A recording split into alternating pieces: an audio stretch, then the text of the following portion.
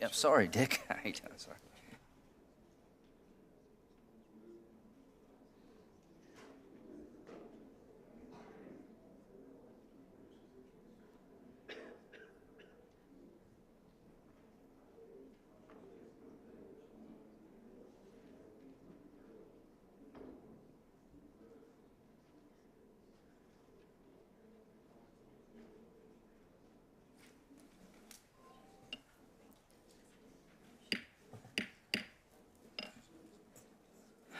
The hearing will come to order, and I want to thank our witnesses. I'll introduce you in a bit, and we'll swear you in a bit. But I'm going to give a brief opening statement, followed by Senator Feinstein, Senator Cornyn, Senator Durbin, who chair the Immigration Subcommittee.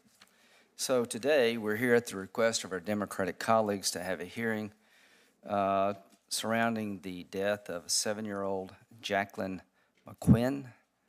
I hope I said the name right, 8-year-old Felipe Alonso Gomez, and we want to hear about their passing and custody. And we will be hearing from Commissioner McAleenan, Mr. Ballard, Mr. Fisher, Dr. Linton, who I'll introduce in a bit. But to my Democratic colleagues, all of us share the desire to find out how to make sure that children that we have custody of are well taken care of, and that we avoid injury and death to the fullest extent possible. And I promise you that if there are things to be changed, we will change them. I've looked at this, I've listened to the people in charge, and I think they acted responsibly, and that's what we're here today to make sure we test that concept. But there's another side of this story, and that is that the Customs and Border Protection has a job to do to protect our nation, our citizens, our loved ones.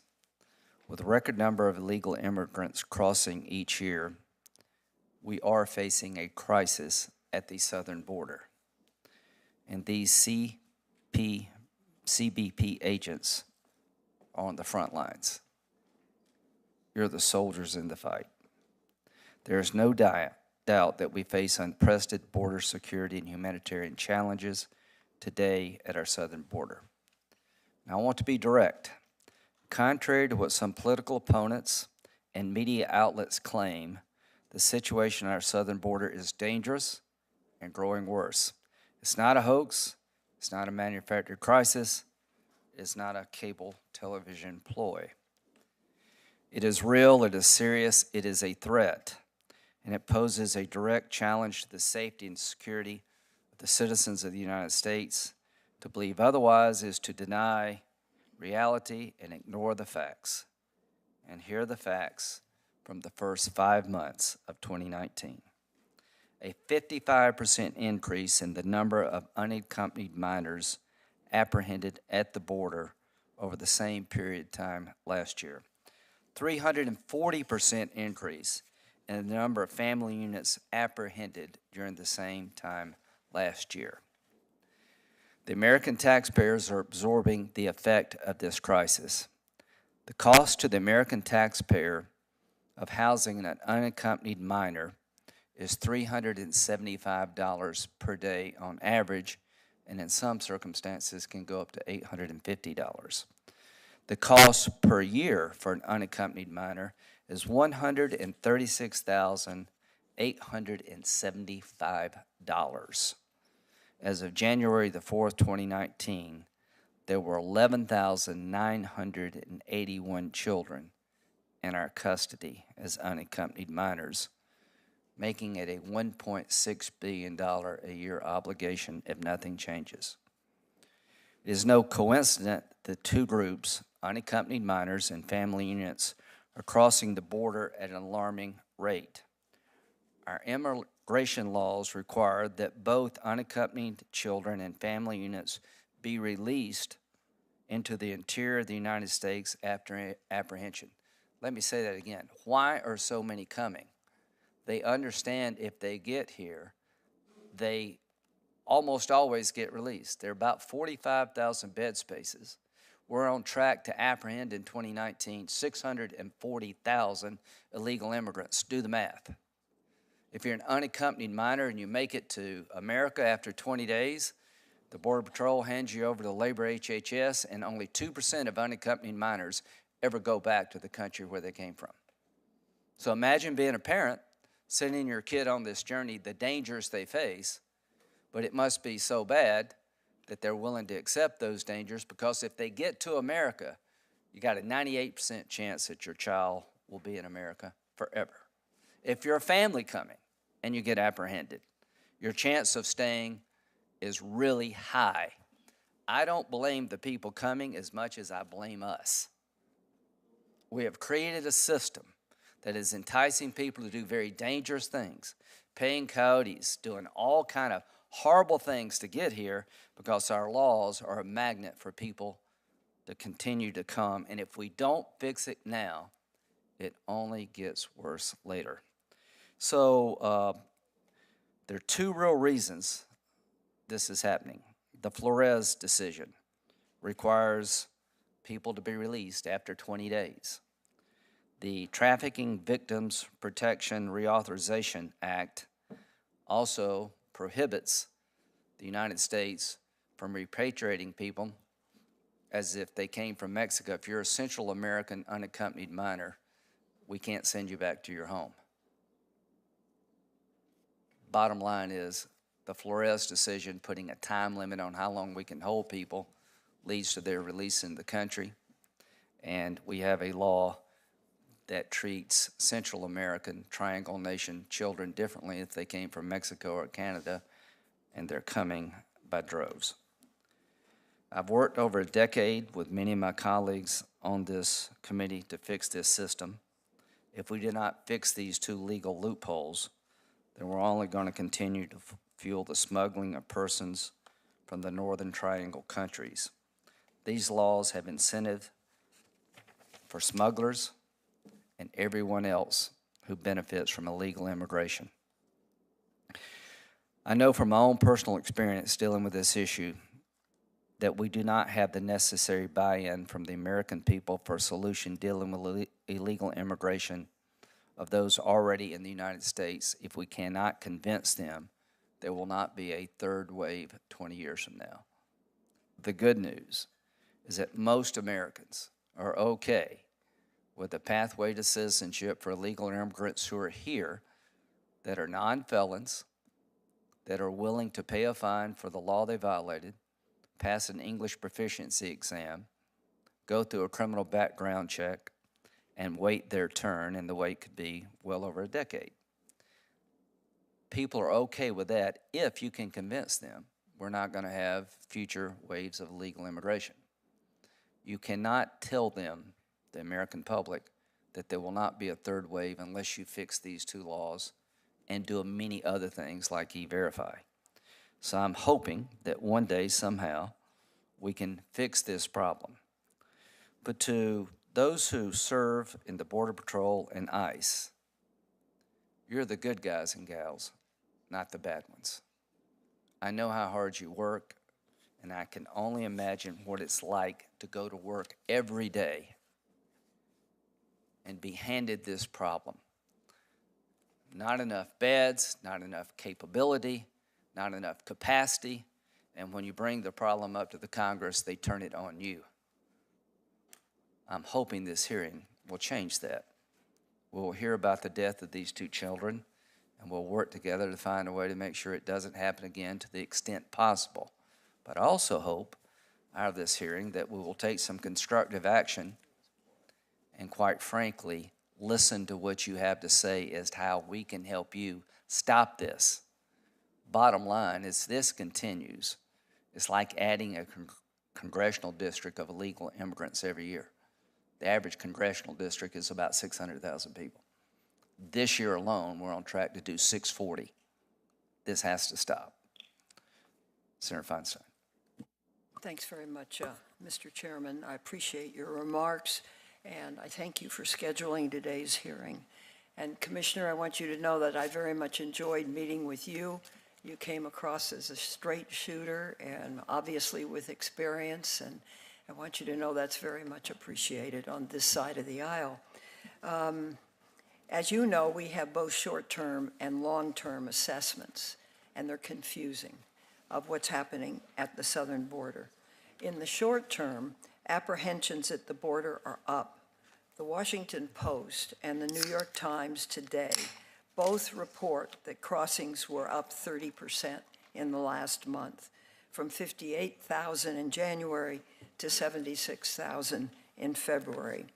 We know that many of these families seeking asylum were unable to present themselves at ports of entry because CBP has limited the number of asylum applicants who may enter at these ports each day, and I hope you'll talk about that. In the longer term, I'm told that total apprehensions at the border last year were actually that's last year, their fifth lowest levels over the past 46 years, well below their peak of 1.6 million in the year 2000. So if you could reconcile those differences, that would be appreciated too. I hope you'll begin by stating clearly what the figures are, where you believe these crossings occur, and how much these numbers have increased or decreased. I hope you'll also address how the changes in administration policies have impacted these numbers. And I hope you'll speak directly to the topic of today's hearing, which is how immigrant children are being treated. Families who come to the United States are seeking refuge from violence and poverty in their home countries, and there must be proper care provided, and it's so difficult, but especially for the children, given that 2 children died at CBP custody in December. Specifically, families need prompt access to the asylum system at our ports and proper pediatric care needs available in the CBP facilities. If you could comment on that, that would be appreciated. We are also here to discuss the separation of families. There will be legislation to prevent this, but it's clear that CBP has not investigated this issue enough. It's difficult to get figures. It's difficult to find out where placements are. And I hope you'll address these policies, identify techniques, and tell us what unification plans for separated families exist today. With respect to the needs of children at the border, I hope CBP will implement improvements that account for differences between the medical needs of children and those of adults. Children who fall ill are particularly vulnerable in detention. Unlike adults, sick children can become severely dehydrated within minutes or hours and rapidly go into shock. I'm sure you know this from your experience well. Children also need good conditions and prompt access to medications and medical facilities. And this is especially true for infants who have suffered particular trauma in CBP custody in recent months. In December, a 5-month-old infant was hospitalized shortly after release from Border Patrol custody, where she was held in freezing cells and denied access for her prescribed antibiotics. If that's wrong, I hope you'll correct it in your remarks. In light of these tragic events, I hope we can agree that CBP must account for the humanitarian needs of children in its care and look for ways to increase and strengthen that capacity. These recommendations are consistent with the findings of experts from the American Academy of Pediatrics, including Dr. Julie Linton, who will testify today. It's important, I think, that the United States maintain the crucial protections for children that exist in our legal system. The building blocks of this humanitarian system are the Trafficking Victims Protection Act and the Flores Settlement Agreement, which the chairman has mentioned, both of which we must preserve. The Trafficking Victims Protection Act contains provisions which I authored, providing that children must be screened for asylum and transferred out of immigration custody within 72 hours. The Flora settlement provides that children must be held in the least restrictive setting possible and should not be detained for more than 20 days. It's clear family separation is harmful to children's health. CBP states that it only separates families in order to keep children safe. However, CBP officers don't have the necessary child welfare training to determine when a child's parent poses a danger. The Keep Families Together Act, which I reintroduced in January, would require consultation with a child welfare expert before any family separation could take place. As Refugees International highlighted in a statement that I will now submit for the record, if I may, Mr. Chairman, children and parents should not be separated without input from a professional trained in child welfare. I hope you'll support this today. Senator Cruz and I are working jointly on immigration legislation which contains the non-separation of children, as well as we've worked on the shortfall of judges, of staff, of professionals in the arena going way back, and I've been very happy that Justice has been willing to submit some figures which they believe is really necessary, and I look forward to finishing this with Senator Cruz and being able to make it public for everybody to take a look at. Commissioner, again, thank you for coming to testify today, and I hope our discussion today will help us agree on ways to protect children's health and safety. Just a personal statement. I remember going back to the early 90s, going down to Otay Mesa, standing up on a cliff at a place called Carl's Jr. with binoculars and watching the enormity of what comes across that border. The trucks after truck after truck way beyond the horizon, and the horizon doesn't change.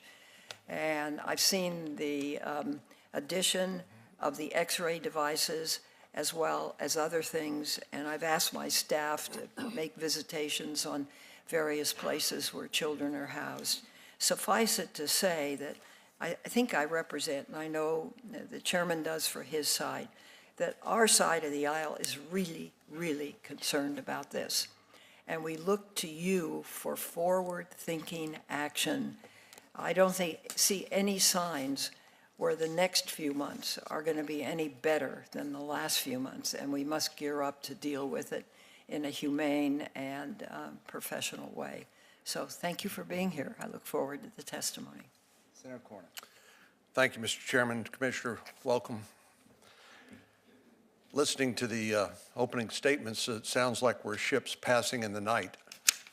Each has their version of reality, but facts are stubborn things. We know that CBP is facing unprecedented challenges today, and I applaud your efforts as well as the men and women who work with you, who are on the front lines of this challenge on a daily basis. It seems like this hearing, the initial premise of this hearing is about the effects of illegal immigration rather than the causes, but I hope to talk about both. I suspect the hearing will not primarily focus on the number of men, women, and children who are robbed, raped, and killed en route from their homes across our southern border. Senator Cruz, I know, has visited Valfurious, the checkpoint where in Brooks County, where one of the biggest problems that county has is the number of dead bodies of people who've died from exposure and the cost to local taxpayers to simply bury their bodies or their remains. And so obviously CBP is overwhelmed by what President Obama called a humanitarian crisis in 2014. Today we see hashtags that call what the president and others have described as a fake emergency at the border. But in order to believe that there's a fake emergency at the border, you have to be blind to the facts or simply unwilling to listen. The vague suggestions we're hearing about some of the dealing with the causes of illegal immigration strike me as discussions we've had in the past about nation building in Central America. We all can empathize, as the chairman has said, with the plight of families who are subjected to violence and other threats in their home, but it can't be that a nation simply has open borders to the waves of humanity that come into our country that we've been seeing in recent months, or that Border Patrol, rather than dealing with the drugs and the human trafficking, are handing out diapers and juice boxes, while the drug cartels take advantage of the fact that Border Patrol is not available to do their main job, which is law enforcement, because they're dealing with the humanitarian crisis of these children and family units. I feel particularly strongly about this topic because of where I live and the state I represent. We have 1,200 miles of common border with Mexico. I wonder how some of my other colleagues in the Senate and in the Congress would feel if there was a pipeline from Central America or Mexico directly into their state, and they had to deal at the city, the county, and the state level with the public safety and humanitarian crisis presented. I bet some of them would feel a little differently. Last week, the Border Patrol in the Rio Grande Valley arrested more than 1,300 illegal immigrants in a single day. As you know, Mr. Commissioner, CBP announced that more than 76,000 people crossed the border in February alone. 76,000 in 1 month. This is the largest monthly total in more than a decade. And I understand where my friend, the senator from California, says, well, the numbers of people detained are down from their million-plus high to roughly 400,000 people last year. But the main problem is the people, as the chairman has described, who basically have figured a way to thread the needle and exploit the vulnerabilities or the gaps in our asylum laws, and to basically win at making their way permanently into the United States, never to be removed. This time last year, compared to this time last year, family unit apprehensions have increased 209% in the Rio Grande Valley sector. Family unit apprehensions have increased 497% in the Del Rio sector. And most staggering, in the El Paso sector, overall apprehensions have increased 434%, while family unit apprehensions have increased an incredible 1,639%. This is not a crisis, people say. This is not an emergency. This is not something that should generate our best efforts in good faith to work together on a bipartisan basis to address. I hear absolutely no suggestions from our Democratic friends on how to deal with the causes of these problems, but rather the focus seems to be on the hand that you've been dealt, along with your colleagues at CBP, dealing with people who have made their way a long way from their home and have been suffered from exposure and mistreatment by the very people to whom they've entrusted their lives, who have no interest in their welfare or their life other than the fact it generates money for them in their criminal enterprise. My understanding of that the actions surrounding the tragic deaths of the two migrant children we're focused on here late last year are currently under review by multiple agencies, and I look forward to seeing the results of these investigations and urge all of us to withhold judgment until they're complete. But let me just say, Mr.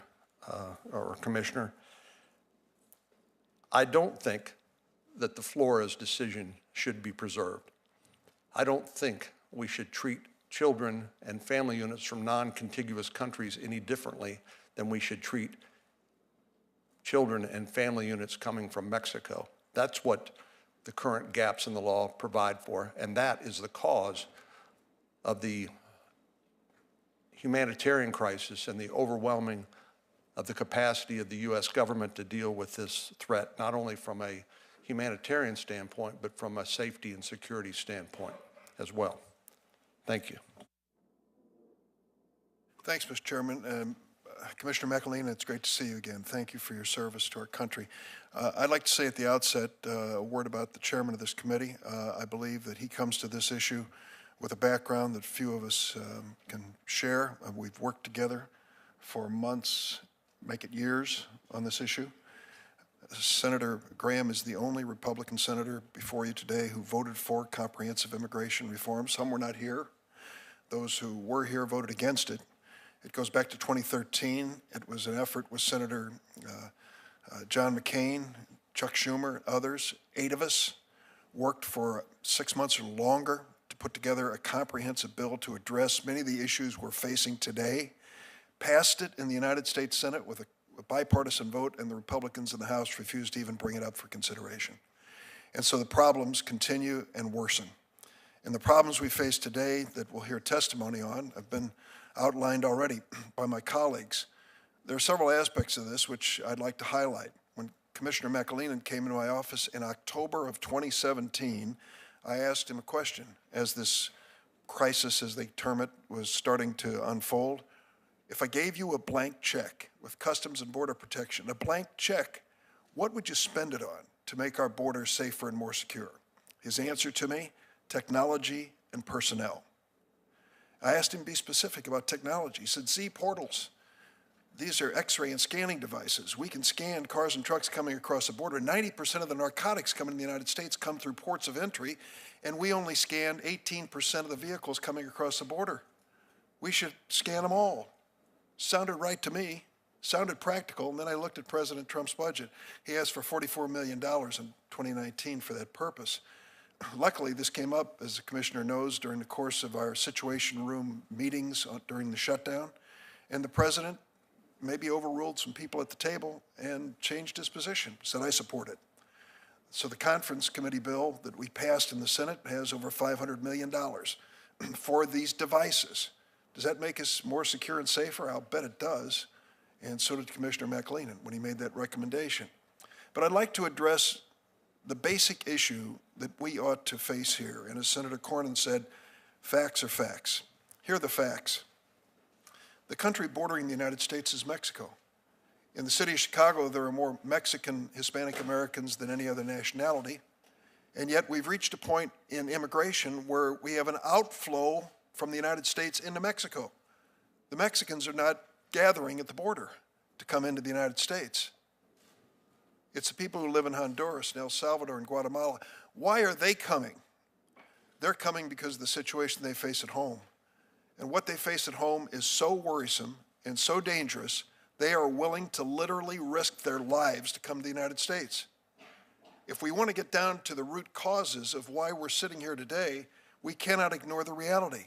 And the reality is that drug cartels and gangs are terrorizing the people in these 3 countries. The reality is that climate change and a drought has made subsistence agriculture a failure in these countries. And the reality is that these people in these countries are willing to risk everything, sell everything they own to give to a coyote or smuggler to try to make it to the United States and live and survive. And they know what they face in the journey, not just the loss of their money, but possibly the loss of their lives and the lives of their children. They are that desperate to do it. And so as we talk about all the things we need to do at the border, can we ignore what's going on in these 3 countries? What's happening in these 3 countries has to be focused on if we're going to solve this problem. And yet the administration has made a dramatic cut in assistance to these countries when they need it the most. And who are the drug gangs and cartels? Well, they are seasoned criminals who now have overtaken the law enforcement agencies of these countries. How did they get in this position? I'll tell you, I'll give you 2 reasons. One is drug money from the United States flowing back to these countries.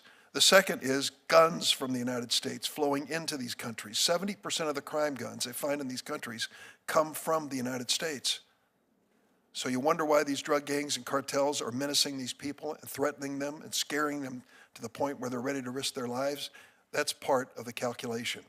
I want to address 2 or 3 things that were raised by, I see you didn't start the clock, but I'm going to assume that I just have a few minutes left because I know my colleagues are waiting patiently. Cost of detention. It is expensive to detain families, children, individuals. I don't dispute what the chairman has said in terms of the cost. But the detention is for a purpose. The detention is for the purpose of making sure, or at least hoping, that they return for a hearing as to their eligibility for status under asylum. Are there alternatives to detention that cost a fraction of what the chairman quoted? At least 3. There are 3 alternatives to detention which cost $3 or $4 a day. Let me tell you what they are. Ankle bracelets. Over 95% of the people return for their hearing if there's ankle bracelets. Having some sort of advocacy and counseling. Over 90% of the people will return for a hearing if they're counseled as to what their rights will be. Access to an attorney is another guarantee of return for the hearing. A fraction of the cost of detention. And yet these things are not even being considered as alternatives. What we're talking about is building beds and cells and cages. Let me also say about the Flores decision. The Flores decision gives us a choice. The Flores decision says to us, after a child has been held for 20 days, they can no longer be treated as detainees or prisoners. They have to be put in some family setting. When you look at this, you can understand why many of us believe that after we've gone through zero tolerance, where 2,800, that we know of, 2,800 infants, toddlers, and children were forcibly removed from their parents and then lost in computer systems of this federal government. Is it any wonder that we want to take care of the children in the future that are in our custody are not kids in cages? Flores guarantees that. And those who want to do away with Flores are prepared to accept, I'm afraid, terrible alternatives. Let me just close by saying this. The situation in Central America in these 3 countries that gives rise to this hearing is a serious situation that needs to be addressed directly or we'll continue to pay these prices. You cannot treat emphysema with cough drops. And the notion that we can ignore what's happening in these 3 countries and what's causing these people to risk their lives to come to the United States is naive and wrong. We need to treat both situations. The root causes of this migration to the United States and the treatment of those who come to the border. We can do this, and I hope we can do it on a bipartisan basis.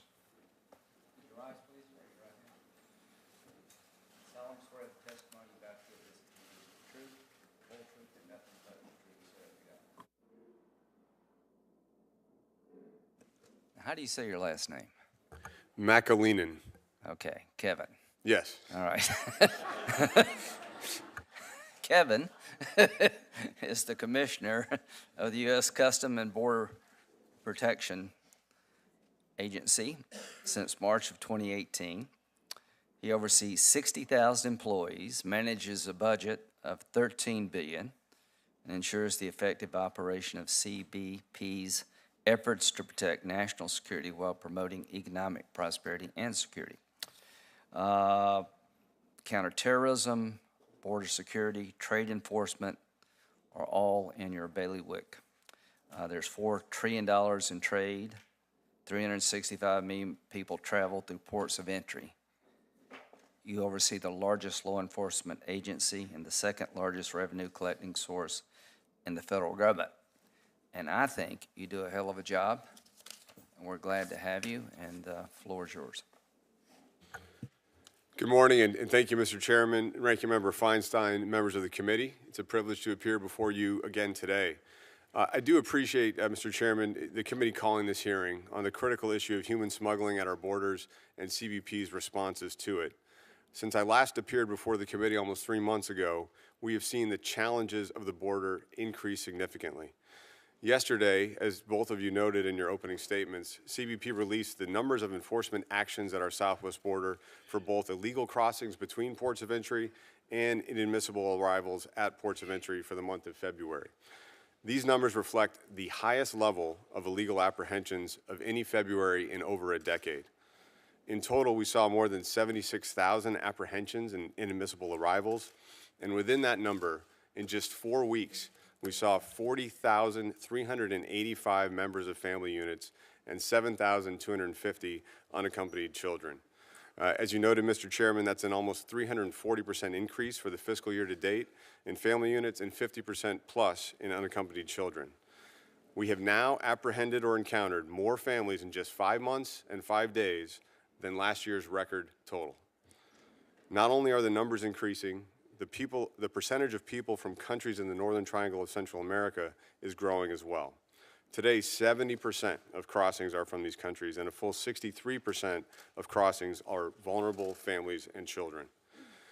Also, while November of this fiscal year marked the first time that any other country exceeded the number of Mexican nationals apprehended and encountered by CBP, Guatemalans and Hondurans are both crossing in larger numbers now than Mexican nationals. These numbers are significant because, unlike historical crossing levels, which were comprised of a large majority of single adults from Mexico who could be repatriated quickly, families and children from Central America require increased care and processing and are released into the United States pending adjudication of their immigration claims. Within these numbers, we are confronting challenging new smuggling cycles, patterns, and methods. So-called caravans, where 500 or more migrants form groups in Central America, mostly in Honduras, and travel together through Mexico.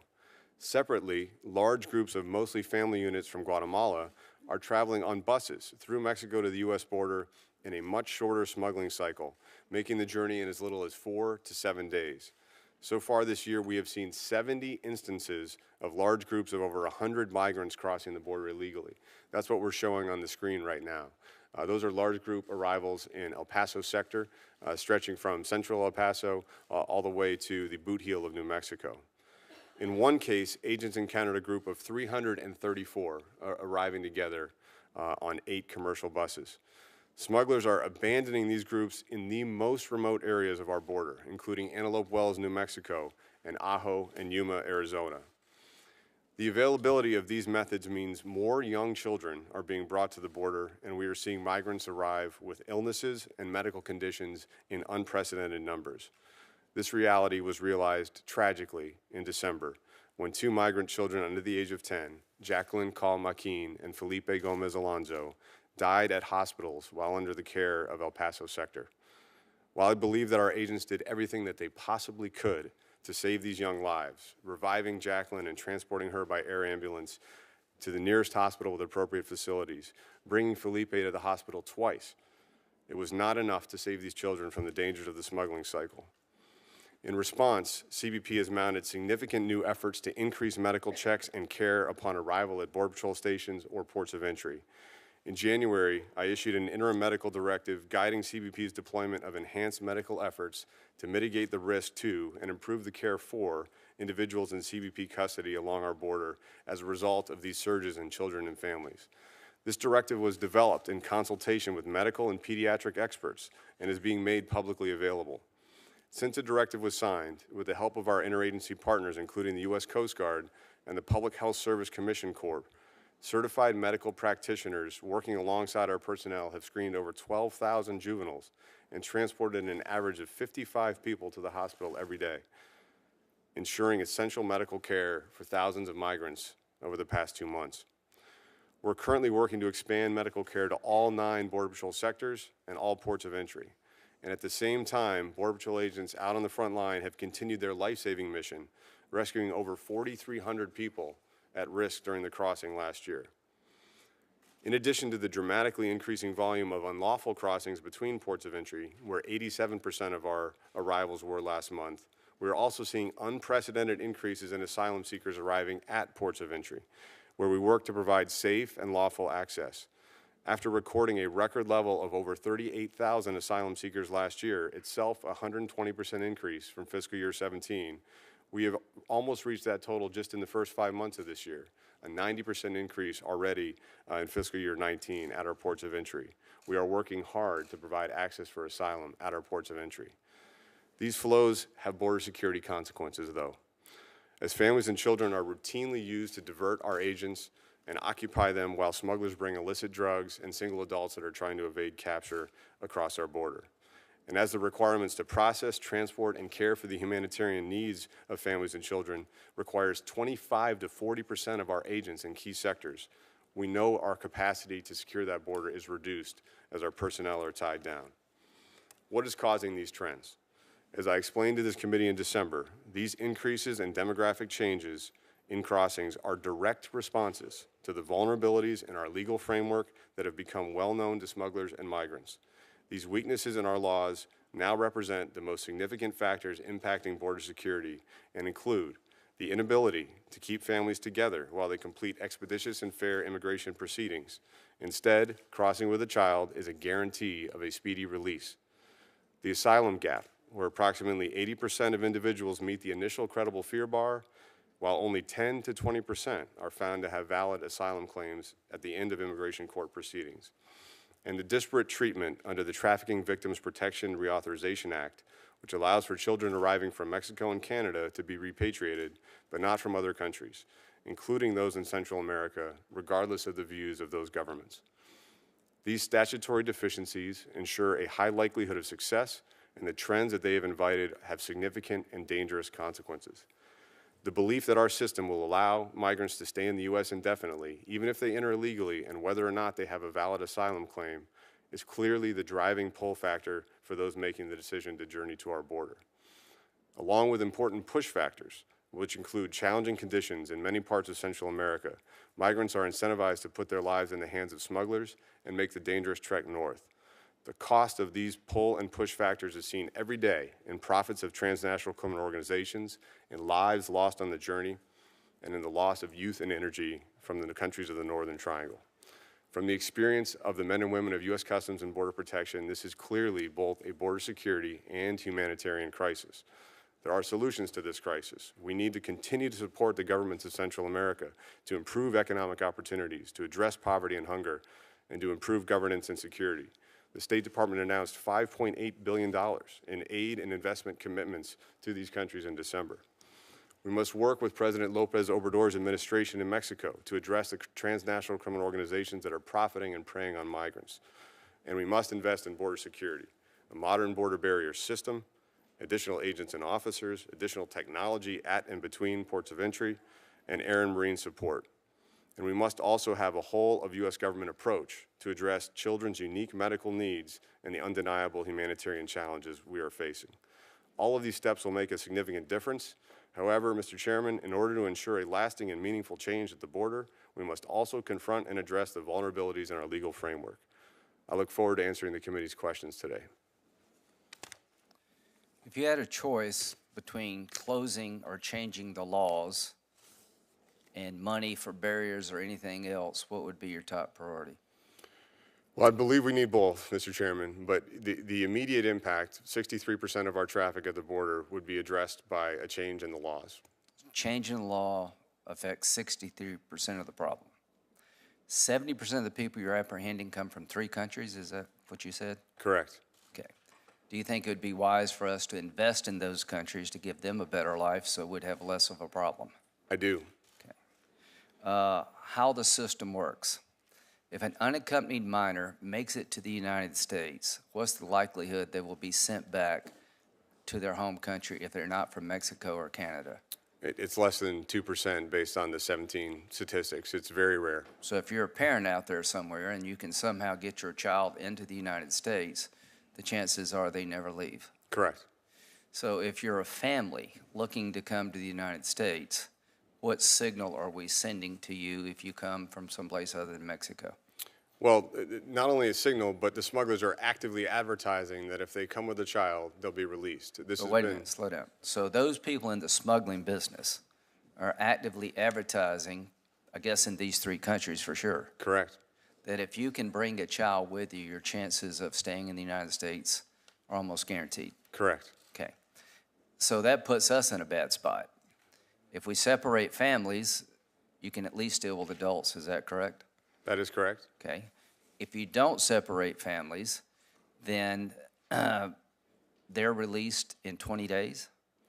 If you don't separate families, they're actually released much more quickly than that. Most families are never even going to an ICE family residential centers. They're being released directly to NGOs or to transportation hubs. What percentage of those people show up for their hearings? So I would defer to EOIR and to ICE, the immigration court system, on the exact stats, but less than half are showing up when we don't have an alternative to detention in place. Okay. Senator Durbin mentioned some things that are intriguing to me to make detention cheaper. But at the end of the day, don't you also have to address the reason they come? You need to do both, no question. And what we've seen in the immigration court system. If you just made it cheaper for the government, that doesn't affect why they come. Correct. All right. So What you need to do is get immigration court results, which we're not able to do consistently if a migrant is not detained during their process. But our goal is to deter people from taking this journey. What percentage of people apprehended are apprehended outside of port of entries? 87% of crossings in February were illegal crossings. Okay. At some place other than a port of entry. Right. That's why you need barriers? We absolutely need barriers. So 87% of the people that are apprehended not at a point of entry, but outside of a point of entry. Correct. And when you tell us you need $5.7 billion for barriers, you've located the top 10 places that you think that would make a difference. Is that correct? Yes. You just didn't make this up. No, we've submitted a rigorously developed border security improvement plan to Congress outlining our top priorities along the entire southwest border. So if we invested more in the Triangle countries, that could help. You agree? I agree. If we built barriers where barriers make sense, that would help. Certainly. If we change the laws that create this problem, that would help most of all. Dramatically. Okay. And we could possibly lower the cost of detention by doing some of the things that Senator Durbin said. Agree as well. Okay. Doing nothing is not working. Do you agree with that? Yes. Okay. As to these two children, when will the report come out about the care they were given? Yeah, as noted, I think, by Senator Cornyn, the Inspector General, DHS-IG, is conducting investigations and reviews of both cases. We eagerly await those reviews. And, of course, the medical examiners in El Paso and Alamogordo are also analyzing the cause of death. We're looking to find that information so we can apply any lessons learned to improve our efforts. How long have you been involved in this business? 18 years almost. Are all the trends going the wrong way? This is a brand new set of phenomenon with families and children. Yes, the trends are going the wrong way. We are far from our historic lows of 2017 or 2011. We're headed toward 650, as you noted, or 750,000 crossings and arrivals this year. That's a much higher number, much close to historical highs than historical lows. Is it fair to say we are facing a crisis in at least these two areas? Absolutely. The solutions you've outlined, do you think they would make an appreciable difference? I'm certain that they would, yes.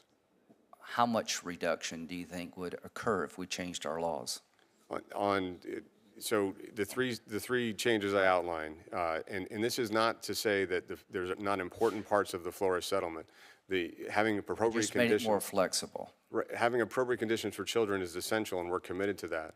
What we're asking is for the ability for families to be detained together in an appropriate. You think that would deter people from coming in the future? They need to be able to finish an immigration court proceeding because most of these claims are not valid for asylum. But the advertisers would have a different story to tell.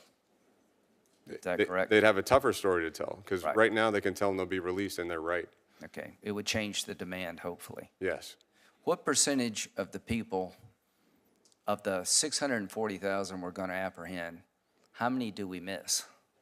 So we are at the highest levels of our interdiction effectiveness rate that we've ever had in our history. We do have a ton of capability out there that we're augmenting with the investments this year. Families and children are by and large turning themselves in. So we have about 100% apprehension rate for families and children.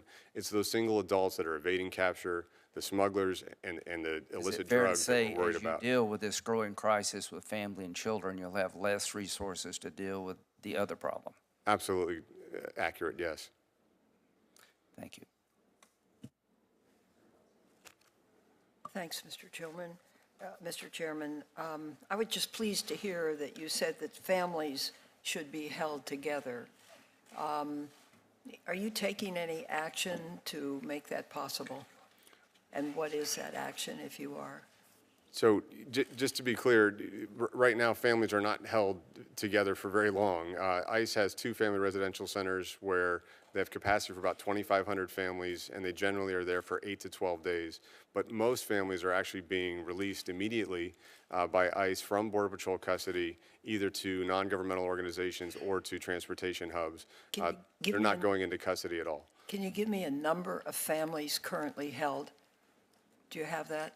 So on any given day right now, for U.S. Customs and Border Protection, because we're apprehending almost 1,500 families a day, we generally have about 3,000 families in our custody that are being processed and transferred to ICE.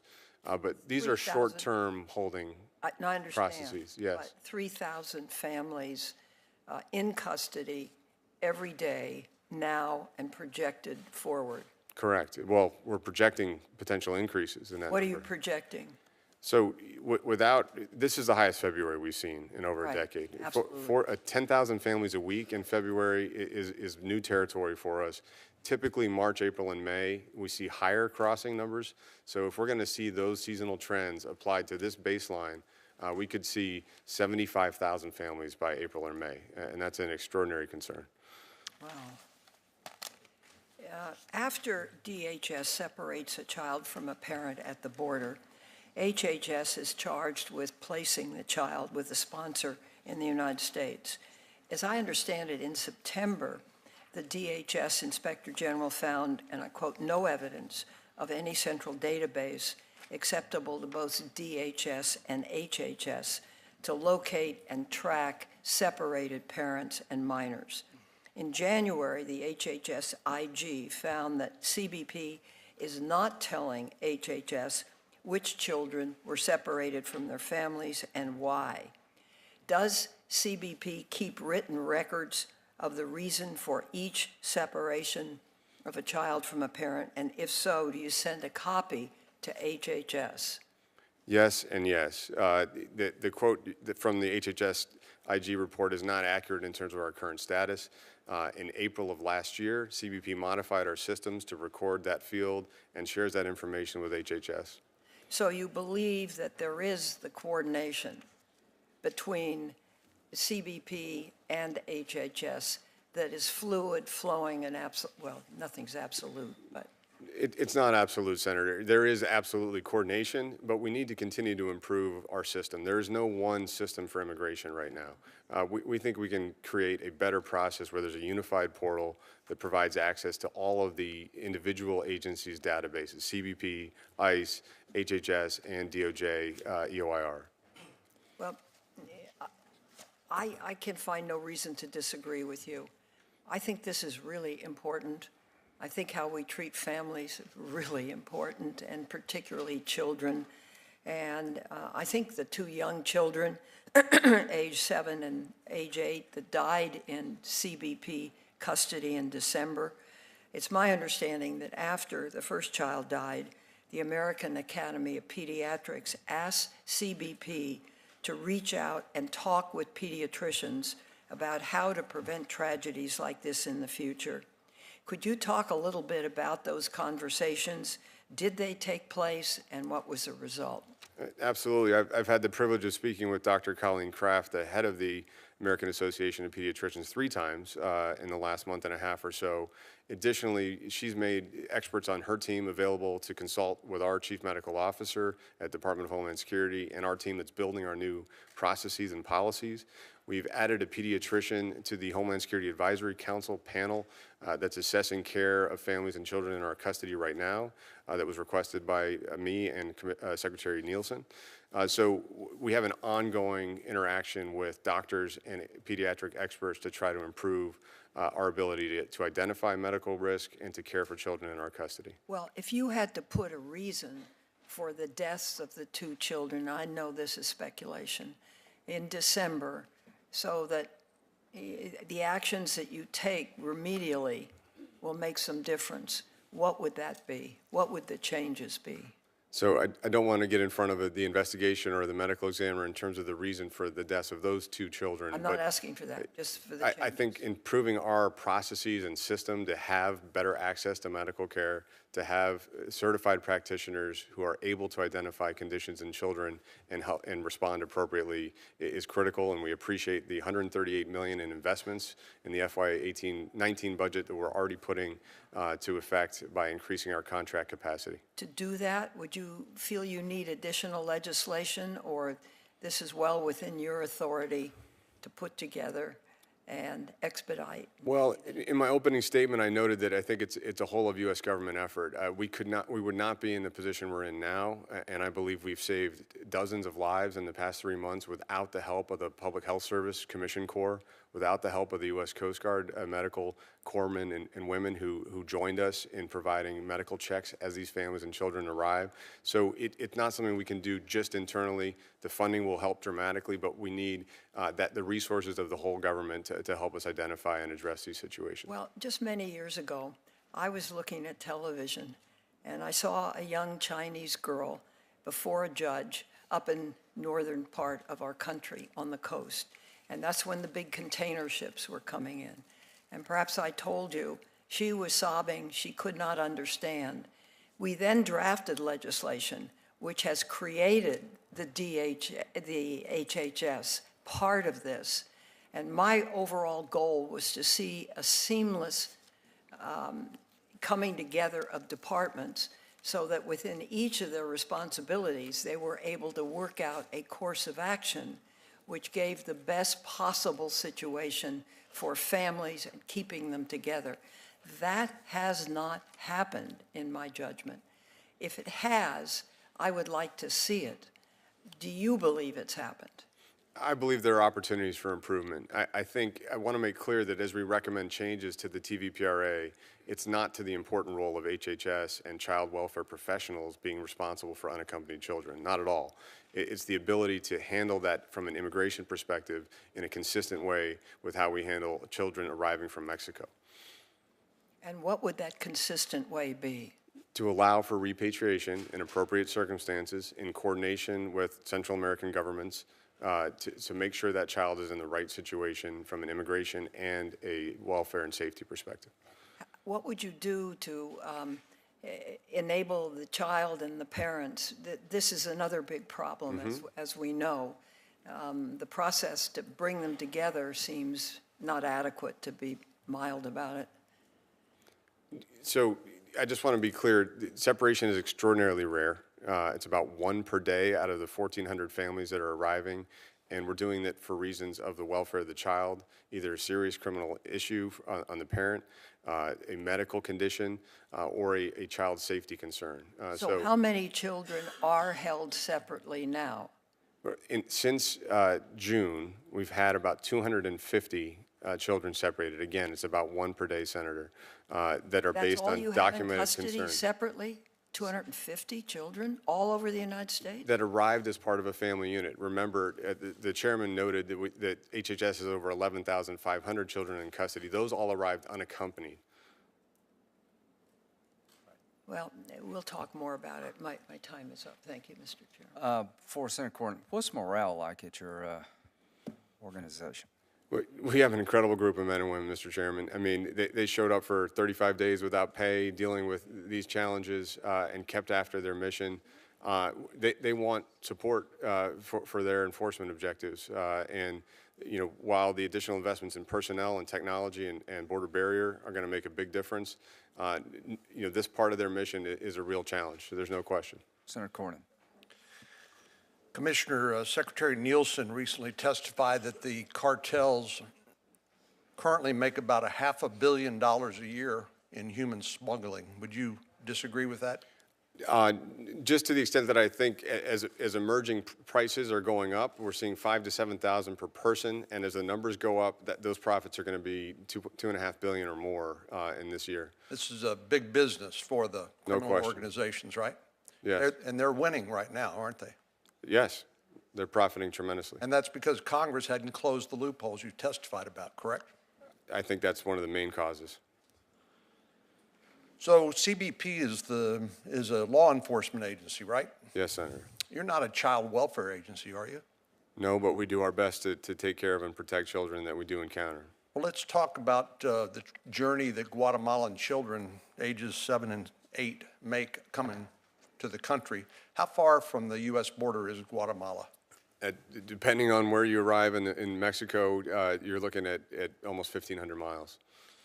So isn't it the case that by the time that many migrants, including children, show up at the border, they're suffering from dehydration and exposure to the elements? It is a arduous journey, even with these new express routes. You're talking about being on a commercial bus for 5 to 7 days straight with very little rest time. But the traditional smuggling cycle is 25 to 30 days, held in stash houses in cramped conditions, obviously not sanitary, not necessarily with appropriate food and water. So no matter how the Central American flows are coming, it's going to be arduous and challenging for small children. And aren't many of the migrants subjected to physical and sexual abuse? Absolutely.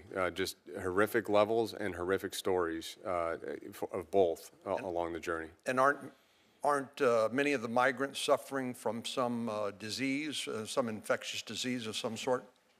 Yes, obviously if you have large numbers of people in close conditions, flu season, the medical, like I said, we're taking 55 people to the hospital every day with serious conditions. We've seen everything from measles, chickenpox, flu, bilateral pneumonia, congenital conditions. I mean, just a whole series of challenges medically of these folks arriving.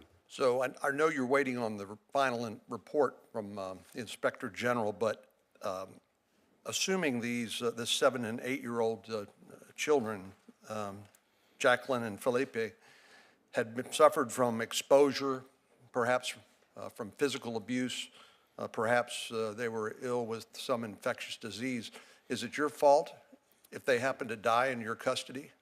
I believe our agents did everything they could to help these children. Wouldn't they more likely be alive today if they had not made that trip in the first place? It's speculative, Senator, but yes, more likely.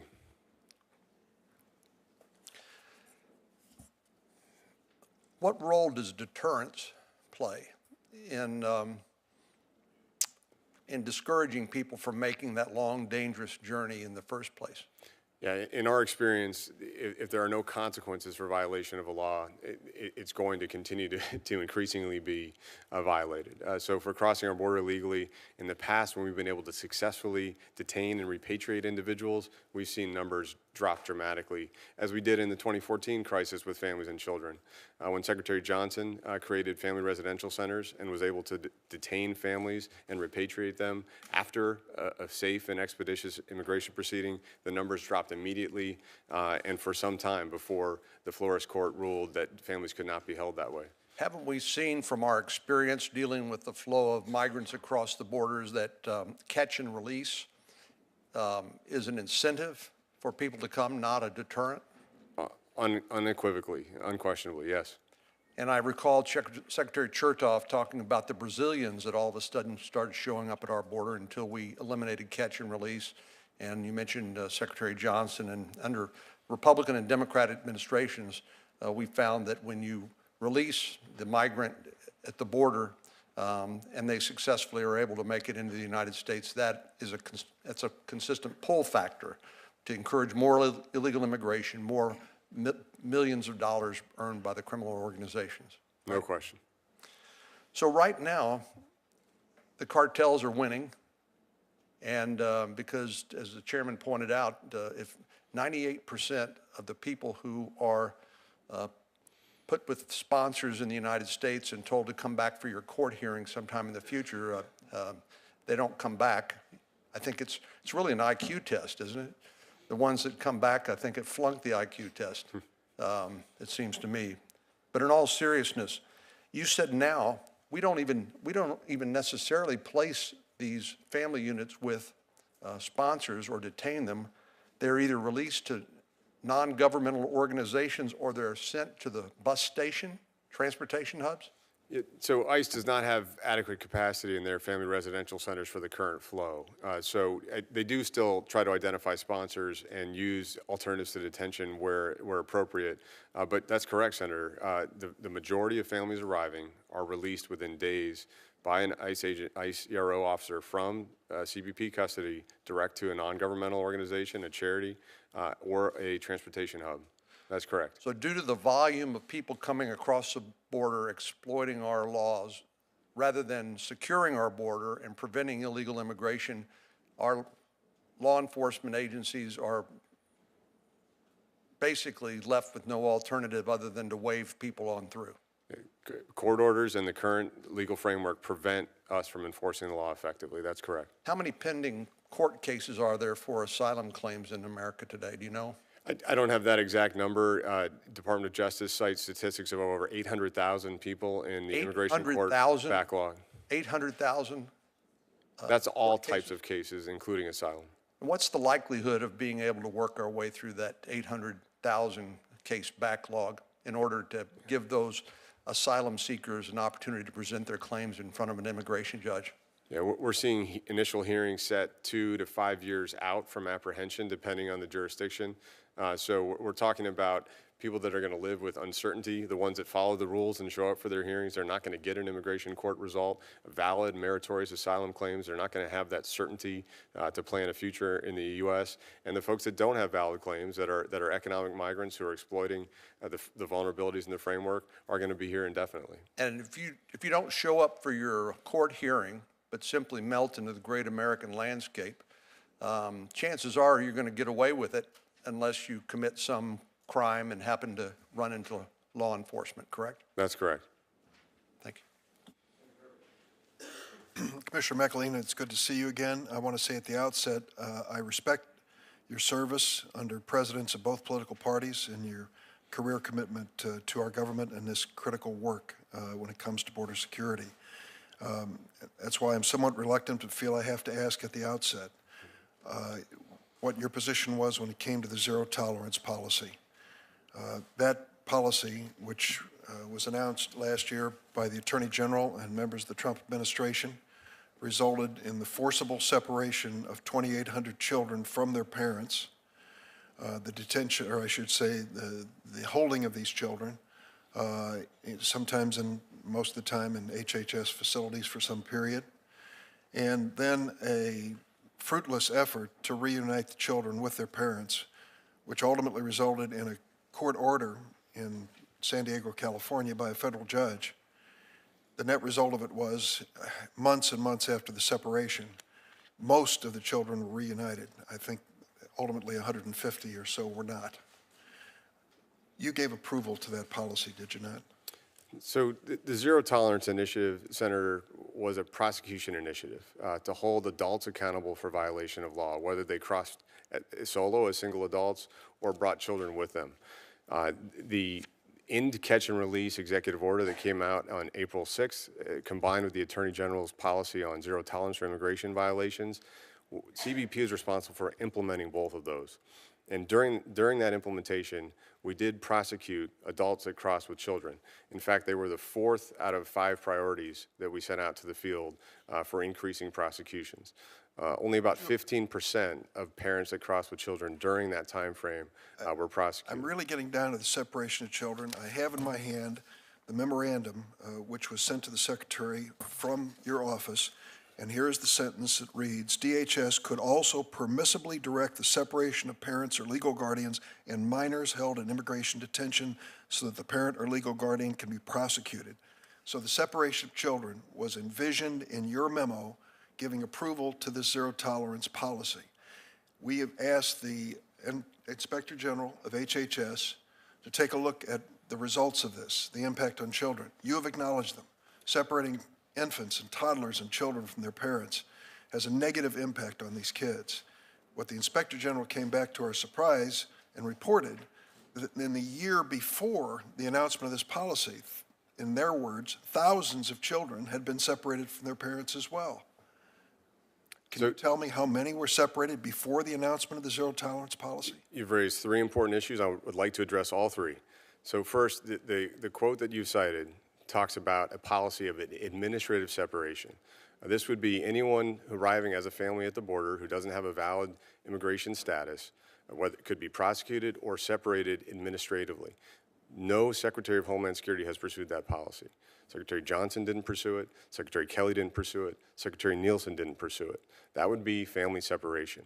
No one has done that. That would have meant during the zero tolerance period, May 5th to June 20th, that over 15,000 families were separated. Do you dispute that 2,800 children were forcibly separated from their parents by the zero tolerance policy? You're asking a separate question again, Senator. I want to finish answering your first three, and then we can jump to that if you'd like. Well, So- I'd like you to try to answer them quickly. I have a limited amount of time, but please proceed. We had 161,000 families arrive at our border last year. If we had administrative family separation policy, all of them would have been separated. So that's a very different issue. You referenced the HHS claim, that IG statement that thousands of families could have been separated. We have no evidence for that whatsoever. None. Both before and after zero tolerance, we had the same policies in place for any necessary separation for the safety of a child. How That's can you one ignore per day. what the San Diego court found? 2,800. Are you So, disputing I- that I'm not ignoring 2,800 that. children were That's the forcibly third question. separated from their parents? That's the third question, Senator. So the Miss L court order directed HHS to go back without time parameters and find children who may have been separated in the process. HHS did that with a very broad set of parameters, including interviewing How many children. did they find? That, you have the court orders and responses from the government to those. That's 2,800. That is not the number that CBP separated for the prosecution of the parent during the May 5th to June 20th Well, period. That's a different number. I'm going to bow to your definition, whatever it may be, but the fact is a fact. That judge was demanding that the federal government of the United States and the Trump administration account for 2,800 kids, where they were and how they could possibly be reunited with their parents. So we can talk about under what law they did it, but thank goodness the president decided to reverse his position publicly after a few weeks of criticism on this approach.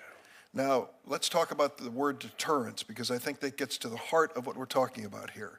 Our hearts go out to the families who lost these two children and others that suffered as a result of their decision, their desperate decision to come to the United States rather than continue to live in these three countries. But if we are going to construct a policy of deterrence that involves using children, we're going to have outcomes just as we did with zero tolerance policy. The notion of eliminating florists, which has been suggested over and over again by this administration, will give no protection from children coming to this border from being caged after a period of time or pushed back across the border. Do you believe that that is consistent with the values of the United States? So no one in my understanding from the administration has proposed eliminating florists. Florists is a broad settlement that covers treatment of children in federal custody, federal immigration custody. No one thinks those conditions should be rolled back. Those conditions are very important.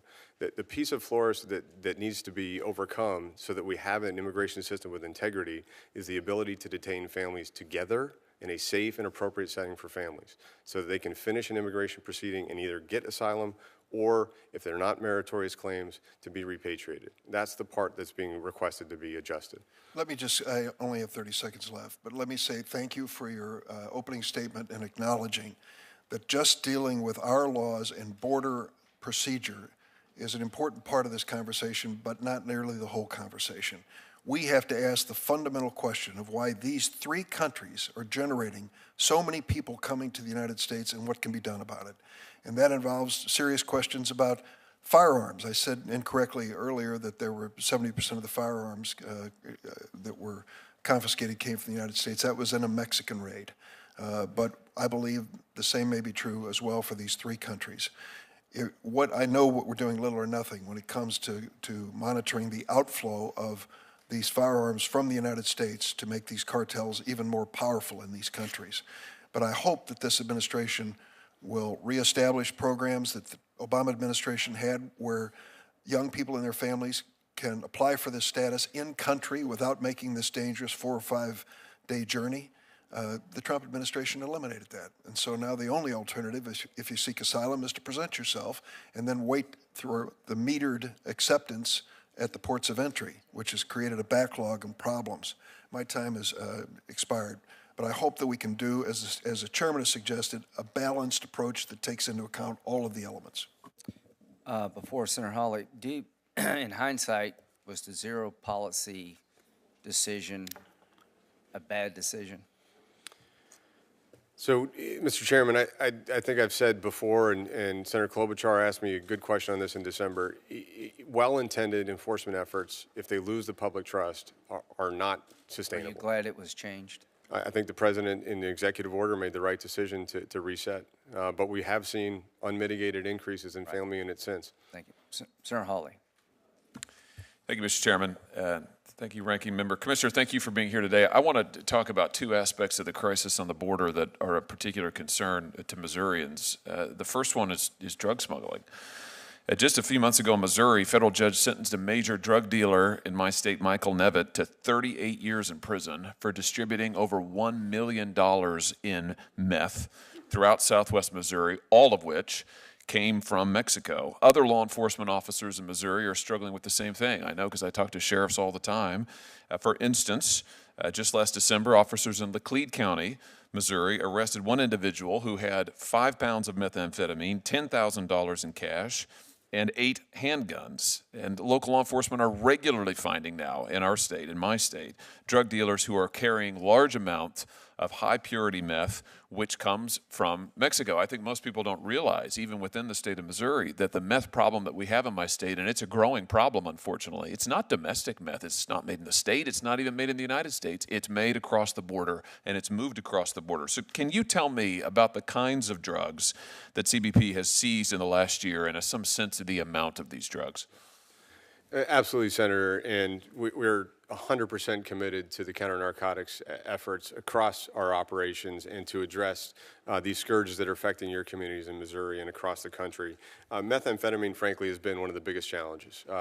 Obviously, with the heroin and opioid crisis, especially synthetics like fentanyl, that's been getting a tremendous amount of attention and something we're working very hard on. But on the methamphetamine side, we had 67,000 pounds seized last year, absolute record. That's up from 23,000 pounds in 2014.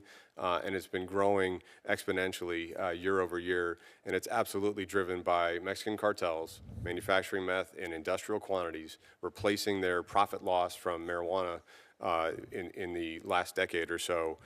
And of course, it's just been devastating to communities across the country. I will note that the investment that Senator Durbin and others supported for non-intrusive inspection technology in the FY19 bill is going to make a big impact at our ports of entry. We're going to be able to dramatically increase the number of vehicles that are getting scanned as they come into the country, which is how these meth shipments are entering. Small packages secreted in quarter panels and gas tanks and spare tires as these hundreds of thousands of cars come across our border. We're going to get better at it, and we're excited about applying those investments. But we also need to make sure that cartels don't switch to bringing them between ports of entry like they did with marijuana back 2 decades ago. So we are absolutely committed to this fight and know that the meth issues affecting Missouri and other states are just dramatic. You mentioned fentanyl. Are seizures of fentanyl up as well? Tell us something about that. In 2012, 2013, it was unheard of. Last year, we interdicted 2,173 pounds of fentanyl, and if you think about the purity and the potency of that narcotic, that's just devastating. That's the potential to cause tens of thousands of overdoses. We're seeing that both on our southern border, but at and between ports of entry, but also in mail and express consignment facilities. So we've just launched a challenge, $1.5 million challenge, along with ONDCP and Science and Technology, to develop screening systems that can bring, as these small parcels and our Amazon shipments and all of our e-commerce come into the mail facilities, we can try to identify opioids without opening every single package. So we're working very diligently on these efforts. As somebody who has sat with parents who have lost children to fentanyl overdoses, who have lost husbands to meth overdoses, wives, I think it's a crisis. I think the surge in drug smuggling across the border is an emergency. Do you think that this situation is a crisis and an emergency on our southern border? There's no question. And, we've heard a lot of dialogue about the majority of seizures happening at ports of entry, and that's absolutely correct. We're very concerned, though, about what we're not catching between ports of entry. This fiscal year to date, the percentage of seizures has gone up from 15% on average over the past years to 21% coming between our ports of entry and interdicted by Border Patrol. Border Patrol made a 700-pound cocaine seizure just across the Rio Grande in RGV last month. This is a serious issue. It's affecting the whole border, not just one vector entering the country. Let me ask you about human trafficking. We're seeing in my state, of course, right in the middle of the country, we're seeing a significant spike in the problems with human trafficking and trafficking cartels, in individuals being moved into the state and then through the state to other parts of the United States. I saw this firsthand as Attorney General. Tell me a little bit about what you're seeing on the border. In fiscal year 2018, CBP makes almost 400,000 apprehensions. Out of that, family units over 100,000, children traveling alone, unaccompanied children over 50,000. Are these family units or alleged family units and children, are they mostly just coming here of their own accord, making the journey alone, or are many of them actually being trafficked and aided by traffickers? So we make a distinction, Senator, between human smuggling and human trafficking. You can't make an individual decision to arrive at our border and cross illegally. The cartels control that access. They charge for it. That's a very risky approach. So just about everyone who crosses our border illegally is smuggled by some sort of transnational criminal organization or subsidiary. We also, though, see within that flow challenges with human trafficking, with women and girls in particular that are specifically brought to the U.S. for exploitation or servitude, and that's something we also focus on very closely with our partners at Homeland Security Investigations and the interagency team that's addressing those threats. Could you just, I think you just said something that's really extraordinary. You just said that individuals and families do not make and cannot make a decision on their own just to cross the border, that access is controlled by cartels. Can you just elaborate on that? That's absolutely correct. In just south of Rio Grande Valley, the states of Tamaulipas and Nuevo León in Mexico, there is a pitched battle ongoing between elements of the Gulf Cartel and Los Zetas that have broken up to control every yard of access to that river. It's $500 charge just to step in the river. So you don't have to own the whole smuggling cycle from Guatemala. If you control that last foot to the river, you can charge $500 per person, a renewable resource that comes to that area. So the murder rate in those cities along the border has skyrocketed over the last 2 years, and it's a dramatic violence issue for our friends to the south. You know, and would you say, I mean, given these cartels, for them, the thousands, hundreds of thousands of women and children in particular who they smuggle across the border, they're not concerned about their welfare, their profits for these cartels. This is a money-making enterprise. Is that right? No question. Associated Press has reported that at least 1,000 people are dying each year in the journey within Mexico, and they acknowledge in their own report that the numbers are probably much higher. That's where they can validate the types of numbers we're seeing. We see, as they cross our border, 300 to 400 a year on average are dying during the journey. And of course, we do 4,300 rescues last year as well. So it's an extraordinarily dangerous and violent cycle. This humanitarian law enforcement situation sounds like a crisis to me. It sounds like an emergency to me. Would you agree with that, Commissioner? It's absolutely a crisis. Thank you, Mr. Chairman. Thank you, Mr. Chairman. And Commissioner, thank you. I appreciate the extent to which you've made yourself available to myself and my staff. On February 5th, 2019, nearly 2,000 migrants arrived on the other side of the border of Eagle Pass, Texas. Despite an increased presence of CBP agents, only about 20 migrants were being processed at the port of entry each day. Instead, CBP agents, along with U.S. soldiers and Texas state troopers, closed off that port of entry, leading families trying to apply for asylum in the U.S. to attempt to cross the Rio Grande River, which you just described to my colleague as a really dangerous area controlled by cartels with high cost and high risk. That dangerous journey across the river has resulted in at least one death and the endangerment of families attempting to enter the country. During the last 2 years, you and other CBP officials have said that the agency can't immediately process all of the migrants who arrive at port of entries along the U.S. Mexico border. The growing wait times for people who have reached the border, including asylum seekers in particular, are well documented. And so CBP has been aware of this issue for a long time. I've gone down myself, as you know, crossed into Mexico around midnight one night, tried to come over, and saw with my own eyes how people are being turned around, and what was told myself as an individual not to go into Mexico because it would be too dangerous for me to walk there. Yet people are either made to wait on those bridges or sent back, women and children sent back into that environment. And so my first question is what specific steps have been taken to facilitate those that are seeking asylum so they're not put into a situation that I was told as a single adult male not to go into, or pushing them into the environment that you told Senator Hawley was so dangerous and so perilous? So thank you, Senator, and thank you for going down to the border and seeing our situation, meeting with our men and women. I think that's critical for members that are working on these challenging issues. So in my opening statement, I talked a little bit about our efforts to provide safe and lawful access to asylum seekers. 120% increase last year, record level, 38,000. This year, we're already up 90% over last year. We're on pace for well over 65,000 asylum seekers at ports of entry. We do have areas where we do have queues. Tijuana in particular, where there's a big shelter network, where a lot of migrants arrive seeking access to San And Diego. forgive me for interrupting, my time is so limited, but that Eagle Pass crossing 20 migrants a day, you're telling me that that's the capacity, and how are you, knowing that this is a crisis, and I guess do you agree that essentially closing off the access, choking it like that to ports of entry actually incentivizes people to do those illegal crossings that also drain your resources then, and are extraordinarily dangerous to children and families? Respecting the short time, our capacity is a function of three things: actual space in the port, other missions that we have to conduct, including the counter-narcotics mission we were just talking about, and the system capacity. We need ICE to be able to come pick people up, or we can, in good conscience, bring them into the port of entry, and that capacity is limited all across the border. In Eagle Pass, the government of Mexico worked to provide shelter capacity and then offer both residency, work, and then transportation to other areas where we had additional capacity to process that very large caravan But it that seems to arrived me that together. by not putting more resources at the asylum point, you're actually creating a need for more resources on the illegal crossings.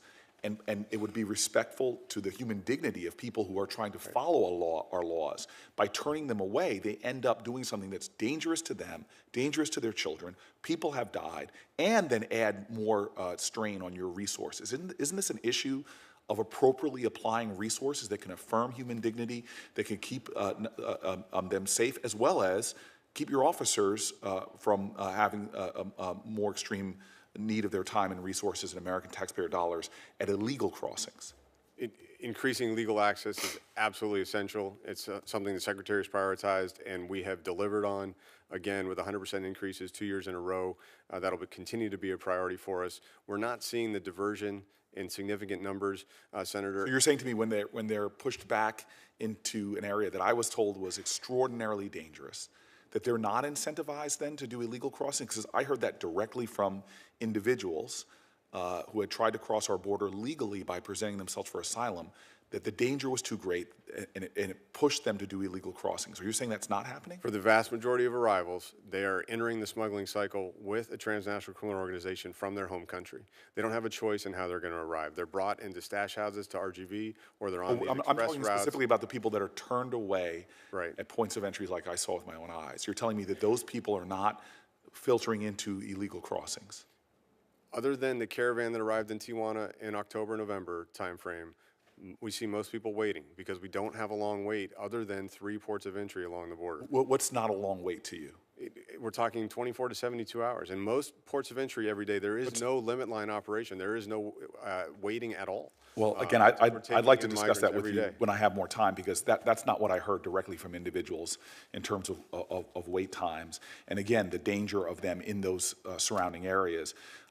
These individuals, we know, face significant harm, as I was told myself. Have you explored alternative detentions such as parole, bond, telephonic monitoring, GPS monitoring, to allow these asylum seekers to come to the United States and be processed, which we know from the limited experiments that have been done, has 90+ percentage rates of people then coming back? Have we explored using of resources to do that, which would allow you to take more people legally presenting themselves from asylum and create a system that works and affirms our values better? So I know ICE uses all of those techniques and has explored others, and I would defer to them to characterize the efficiency and effectiveness. Commissioner, the conditions of confinement for young children is something that concerns me. Your agency, we've seen the 2 migrant youths that have been mentioned already, died in CBP custody this past December, underscoring the dangers of vulnerable children when they're incarcerated in the facilities. I understand you announced a series of policy changes to improve medical screening for migrant children, but what is the CBP doing to ensure that children are not being put in danger? And I don't even know if you're aware of the concerns that the American Academy of Pediatrics brought forward regarding the Border Patrol building facilities. What steps are you taking, given the data, the research, the harm the irreparable harm that professionals are saying are being caused by the detention facilities as they exist now? Yeah. I've acknowledged to this committee and stated publicly a number of times that Border Patrol stations are not good places for families and children. And so one of the things we asked for and did receive in the fiscal year 19 budget was additional funding to create a central processing center in El Paso, which is our second busiest arrival point now, so that we don't have to bring families and children into a Border Patrol station, a law enforcement custody situation, but can have them in a more appropriate area for their care. Additionally, I have talked to Dr. Kraft of the AAP. Her team has helped inform the development of our medical directive and our understanding of some of the concerns and considerations, and we're going to continue that engagement with her and her team. Thank you. Mr. Chairman, my time's expired. Thank you, sir. Thank you, Mr. Chairman, and thank you, Commissioner, for being here. You said you've been in this business for about 17 years? Yeah, motivated to serve after 9/11 U.S. Customs Service at that time. So, and I think either in your opening statement or in response to one of the questions, did I hear you right in saying that fewer than 20% on average of the asylum claims are ultimately adjudicated to be legitimate? Those are the stats I have from the Executive Office of Immigration Review, yes. So would it be a false narrative to say that the vast majority of the people crossing the border illegally are fleeing from what we have as a standard for asylum here, fleeing from a legitimate threat to their lives? According to the court results, they're not meeting the asylum standard. Have you heard anything from anybody in Congress who says that the standard for asylum should be changed? In your view, do you think the standard for asylum in this country is reasonable? Yes, consistent with international law and appropriate standards. Do you think if people thought that they were going to come back and know that there's a 4 out of 5 chance that once they come back and respond to court that they're going to be doomed as not having a legal right to asylum, that they're going to come back? Probably not. So the electronic monitoring and everything makes sense for maybe the first appearance, but it seems highly unlikely to me that it makes sense in the long term, when you know that nearly 80% of the people who are crossing the border are putting their children at risk and children are dying and they don't have a legitimate claim based on the standards we have in this country. Is that a fair assessment? That's a fair assessment. It's an economic migration. I'm actually offended by the concept that 100% of the people who are crossing the border, the parents who are allowing kids to die, over 280, almost 300 people died last year. Some were children. It's horrible what happened to the 2 children in detention. But they're dying in hundreds every year, men, women, children, on our side of the border. Not to mention the thousands who never get here because parents have decided, or they've been sold down the road by human traffickers and smugglers, that you've got an easy pass once you cross the border. Just bring your kids and put them at risk.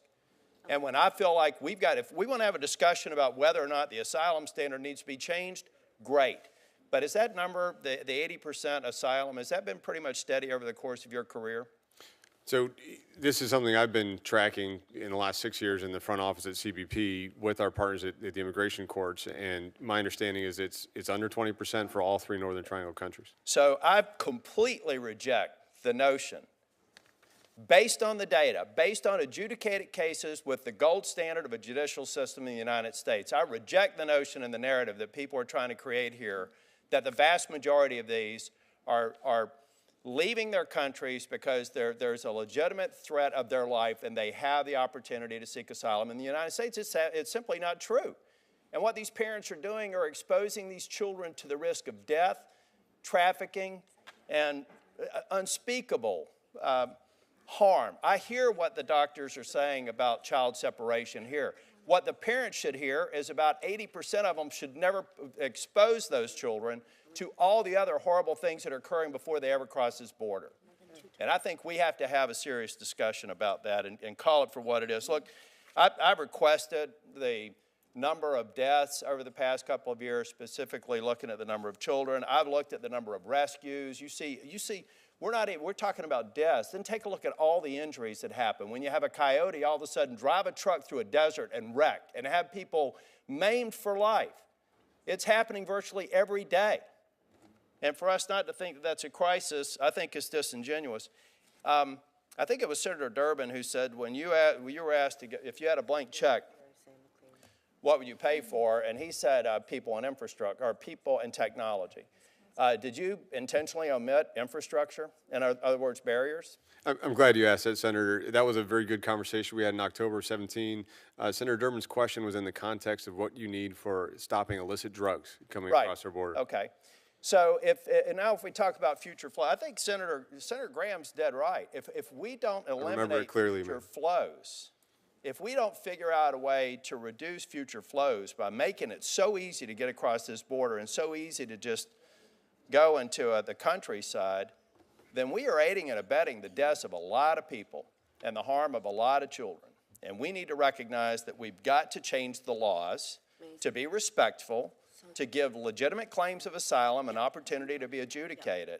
But unless we make a change, we are sending the very clear signal that thousands of more children are going to be traumatized, hundreds or thousands of people are going to be trafficked, thousands of people are going to die every year because of Congress's inaction on actually giving you the legal flexibility you need to adjudicate legitimate asylum claims, but recognize the vast majority of what you're dealing with every single day has nothing to do with a legitimate claim for asylum in this country.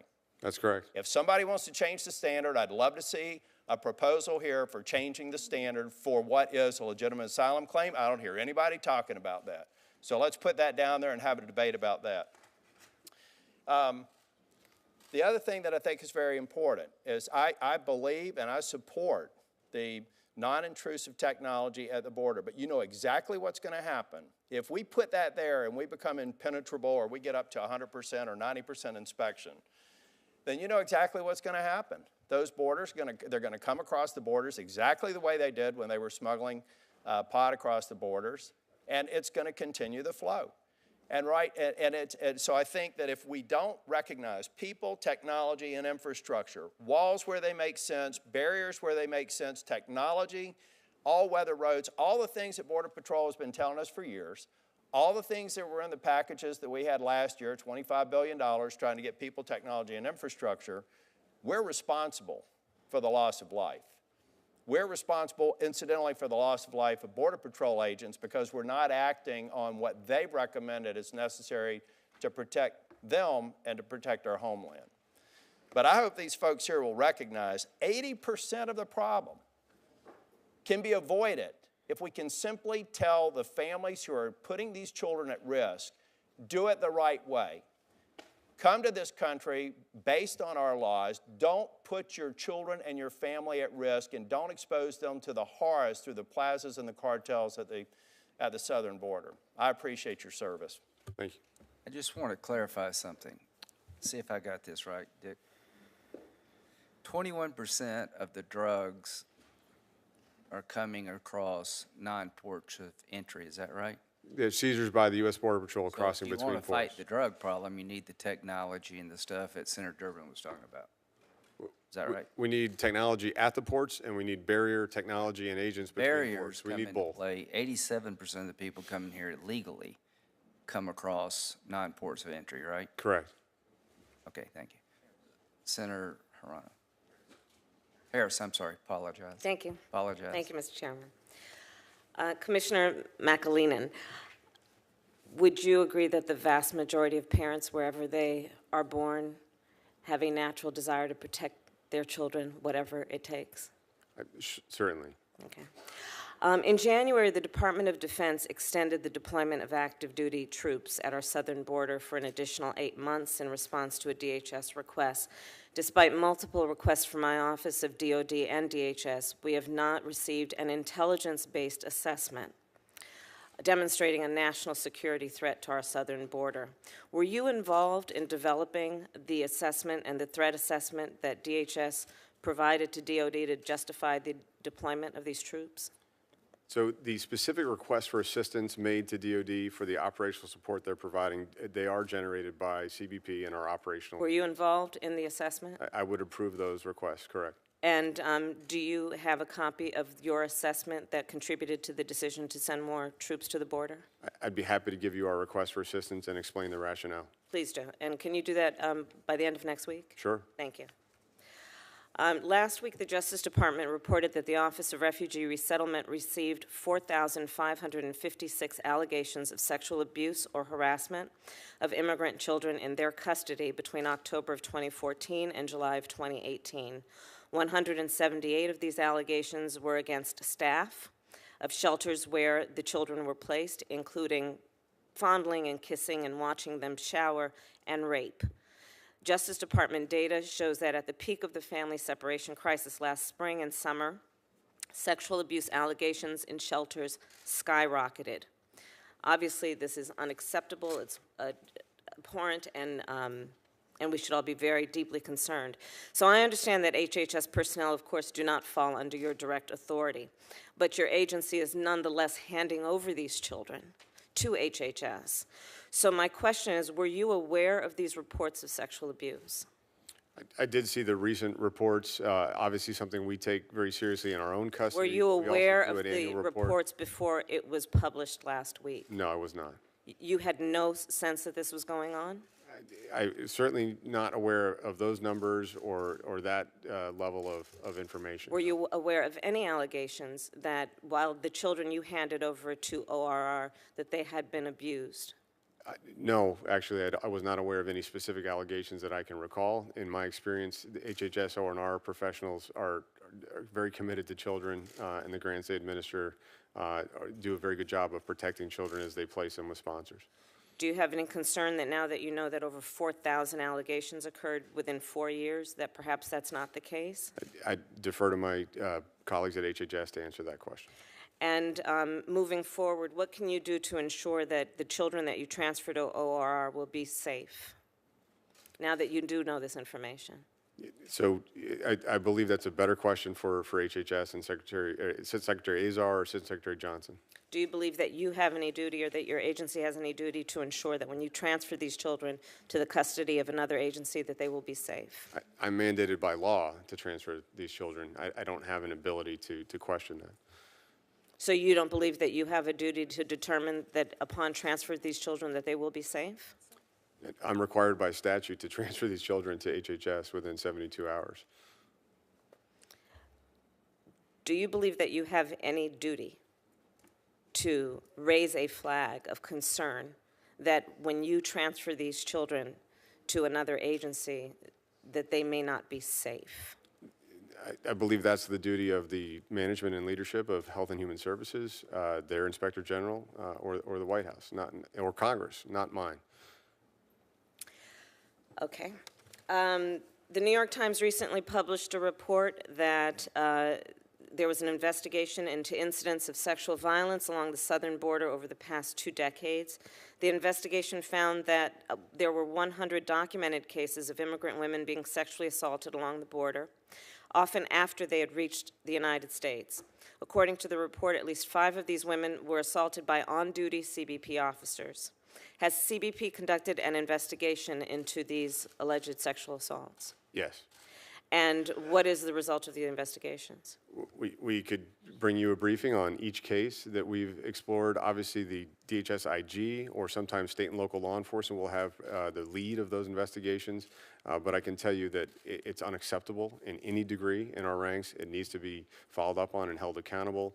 And those 5 cases are very concerning. Can you please give my office the result of those investigations by the end of next week? Sure. Were any of those cases referred for criminal prosecution? I believe several of them were, yes. And what, if any, duty does CBP have, and in particular CBP personnel, what, if any, duty do they have to report any suspicions that they may have of sexual abuse being committed by their colleagues? It's mandatory by policy. Can you give me a copy of that policy, please? Yes. Legal declarations filed on behalf of immigrant children described freezing temperatures, limited access to food and water, and verbal and physical assault at CBP facilities. My staff visited the El Centro Border Patrol Station in January, and officials there told them that there is a policy of taking away all toys from children, and that happens upon their arrival, which means, of course, that when the children are in custody at this station, they have no access to toys, books, or any other means of mental stimulation.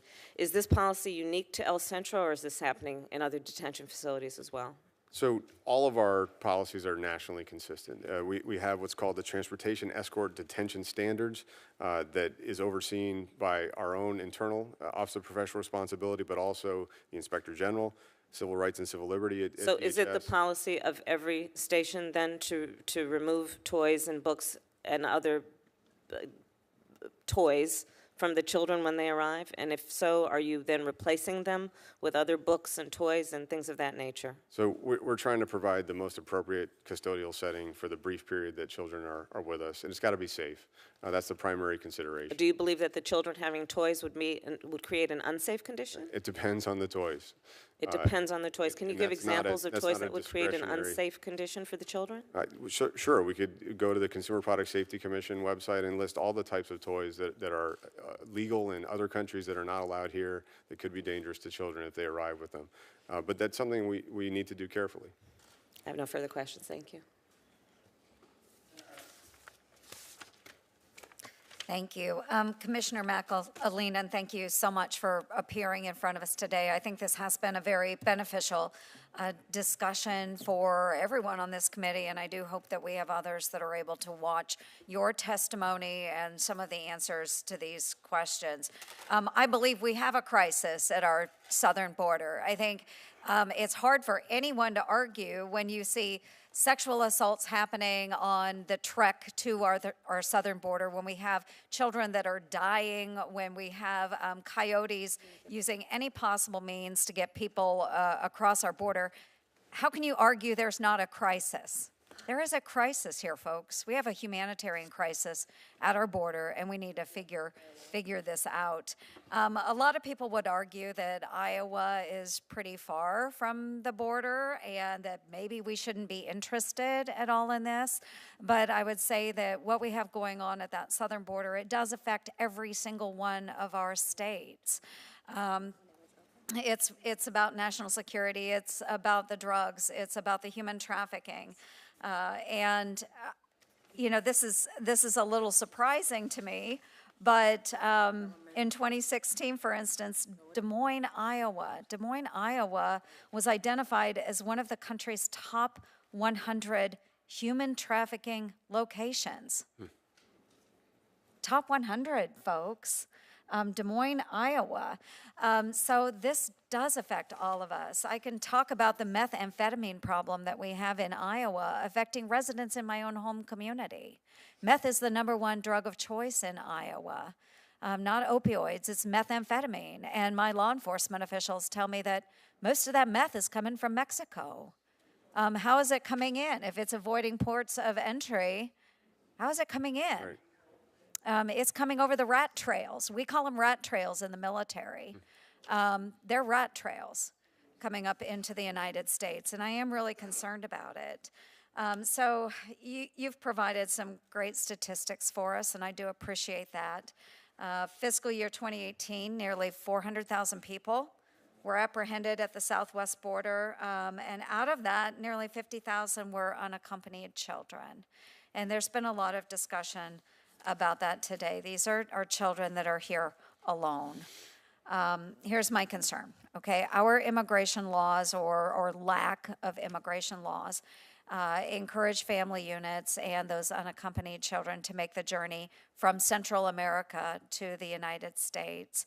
Our laws are encouraging this dangerous journey. As we've stated, people are assaulted along the way, people die along the way. And we also, through our laws, we encourage the use of children as pawns. That's what they're being used as, pawns, on this journey. And it does lead to a pattern of abuse that's almost impossible to stop under the current set of laws that we have. So, Commissioner, when CBP finds these children as they arrive at the border, can you just talk a little bit in your own words about the types of traumas that we are seeing as they arrive at the border? We've heard about some of the instances after they are in custody, but when they arrive at the border, what are we seeing there? We're seeing all kinds of trauma. I mean, Senator Tillis mentioned some of the injuries that happen, not just the deaths, but it's very dangerous. So we have people traveling on freight trains, jumping off and breaking ankles and coming across severely injured as they arrive on the U.S. side. The conditions that we've seen for children, congenital issues where doctors have advised this child needs surgery within 2 weeks to repair this, and they get on a bus to head all the way to the U.S. border and kind of report that to the agent as they arrive. We've seen all manner of medical conditions, on the emergency side in the last 2 months. We get daily reports on this. 55 hospital trips. One day last week, we did 130 hospital trips. Wow. That means that we spent 60,000 hours of Border Patrol agents waiting at the hospital with people getting care. That's like losing 30 agents for the year. So that it's a huge investment to try to take care of folks that are arriving, and they're arriving very sick and they're injured in the journey. The sexual assault problem is just terrifying. I mean, the Doctors Without Borders clinics in Mexico, 30% of the women that come into those clinics have been sexually assaulted. You said 30%. Yes, I mean that's a devastating number. We have women report every day. Last week, we had a woman in Rio Grande Valley report that the smuggler sexually assaulted her on the riverbank as they arrived in the U.S. We had a child say she was assaulted by her guardian the night before they crossed in Mexico last week as well. These are just devastating stories that our agents hear every day and that we try to address appropriately, get them medical care, see if there's any opportunity for investigation or prosecution of that smuggler or guide. Usually they've gone back south to Mexico before we can intervene. So these are the kind of stories that we're hearing every day. And it is a very unfortunate situation. And again, a lot of this is happening on the journey here. It's not, and we know that there are some circumstances that have happened. We have had those 2 deaths that are absolutely horrible and tragic. But we do have situations. These coyotes are horrible people. These are not good people helping these folks for a better life in America. They're all about the money and abuse. And they're part of these cartels. And so very bad. So we need to address the laws that are pulling people into this country. We need to make sure that we do have the agents available. We need to make sure we are erecting barriers where it makes sense. And we need technologies in place as well. I agree with all of that. I would go a step further and put my hat on as a member of the Armed Services Committee that we need to be enabling Southcom also to do what we can to address these issues in the countries where the root problems exist so that people don't feel that they have to go to the United States for a better life. So there's a lot of issues at stake here. I appreciate that you are in the position that you're in and providing us with the information that we need to do our jobs to make this better. But I do think we have a crisis. Let's figure it out. Let's address it. Thank you, Commissioner. Senator. Thanks, Mr. Chairman, and thank you for having this hearing. And I want to join Senator Durbin in thanking you for your service and your dedication to the cause of making our treatment more humane at the border, and begin where Senator Ernst ended, talking about our military command, who testified before the Armed Services Committee that there is no military threat at the border from these individuals trying to seek asylum. Would you agree? I'm not going to question our military leaders. What I can see is a security threat that outstrips current law enforcement resources to address where the military support is critical. Did you ask for active duty military at the border? We made requests for assistance based on our operational deficits. DOD decides what type of forces are most capable and ready and available to help us with that. Did you make a request for a specific number of either active duty or National Guard? No, we would specify functions and needs. DOD would decide how many personnel are required. And what functions and need did you request? So several. Surveillance is a critical issue. We need to be able to see what's happening on that border to respond to it and interdict it effectively. Military has tremendous capability in that area. Engineering to support additional security at our ports of entry, for instance, if we're going to have large groups crossing, they have that experience and capability. Medical care in extremis to both support our agents and officers, but also migrants if there were an emergency scenario, and air surveillance support extensively. Those are the four main categories. So essentially surveillance and medical care. Also, civil engineering support for hardening the ports of entry. At ports of entry. Yes. You didn't ask for military assistance to build a wall, did you? Well, we already work with the Army Corps of Engineers with the appropriated budget. They're our construction agent to build the wall. They're highly skilled in this. They work to identify the right U.S. companies that have the ability to provide a border barrier and to build it on schedule and under cost. They were working under existing appropriations. That's a natural partnership for us, yes. Let me ask you, the Remain in Mexico policy, do you support that policy?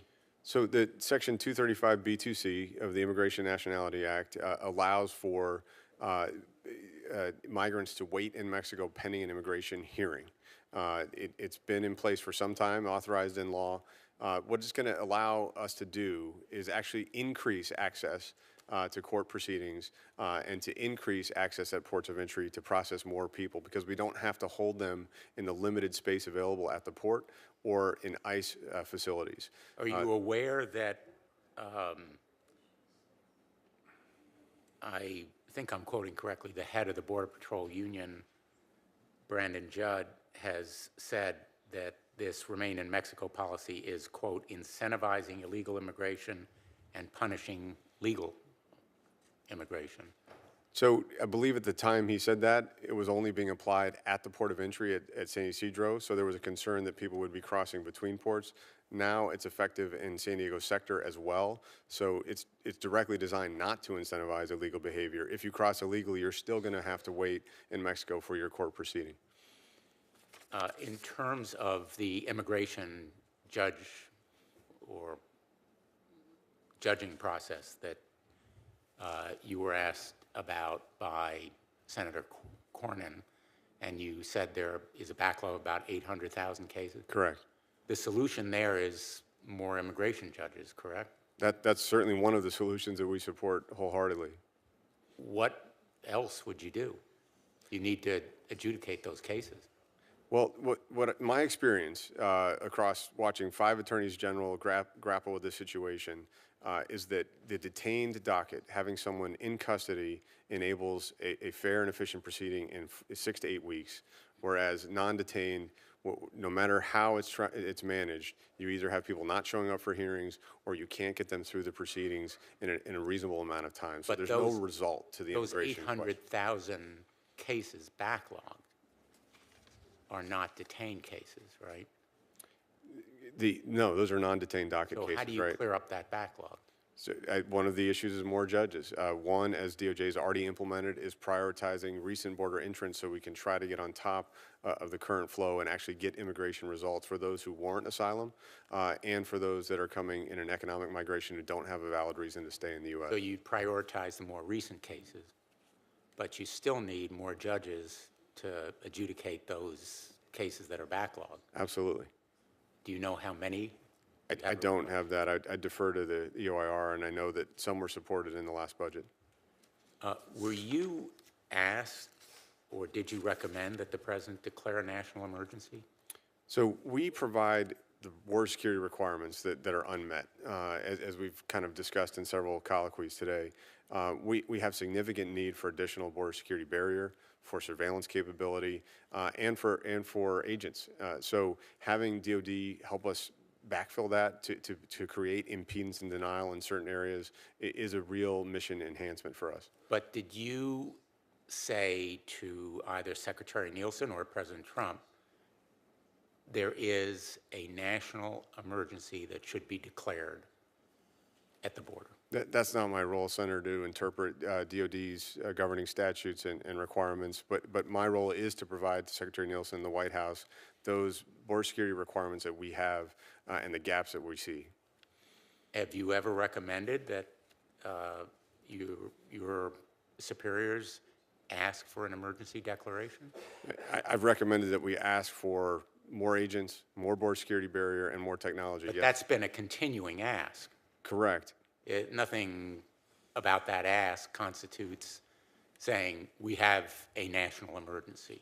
Well, I would offer that I believe it's becoming more urgent, as I offered in my opening statement, in terms of the numbers of crossings, in terms of the illicit narcotics that are coming increasingly between ports of entry. Well, but the illicit narcotics are coming primarily still through the ports of entry. That's where our seizures are made. The are numbers of border crossings are still at a historic low compared to other times in our nation's history. No, Senator, they're not. We're on pace for over 700,000 crossings this year. That's closer to historic highs than historic lows. Which high? We had 1 million in 2006. That's the high water mark in the modern era of CBP.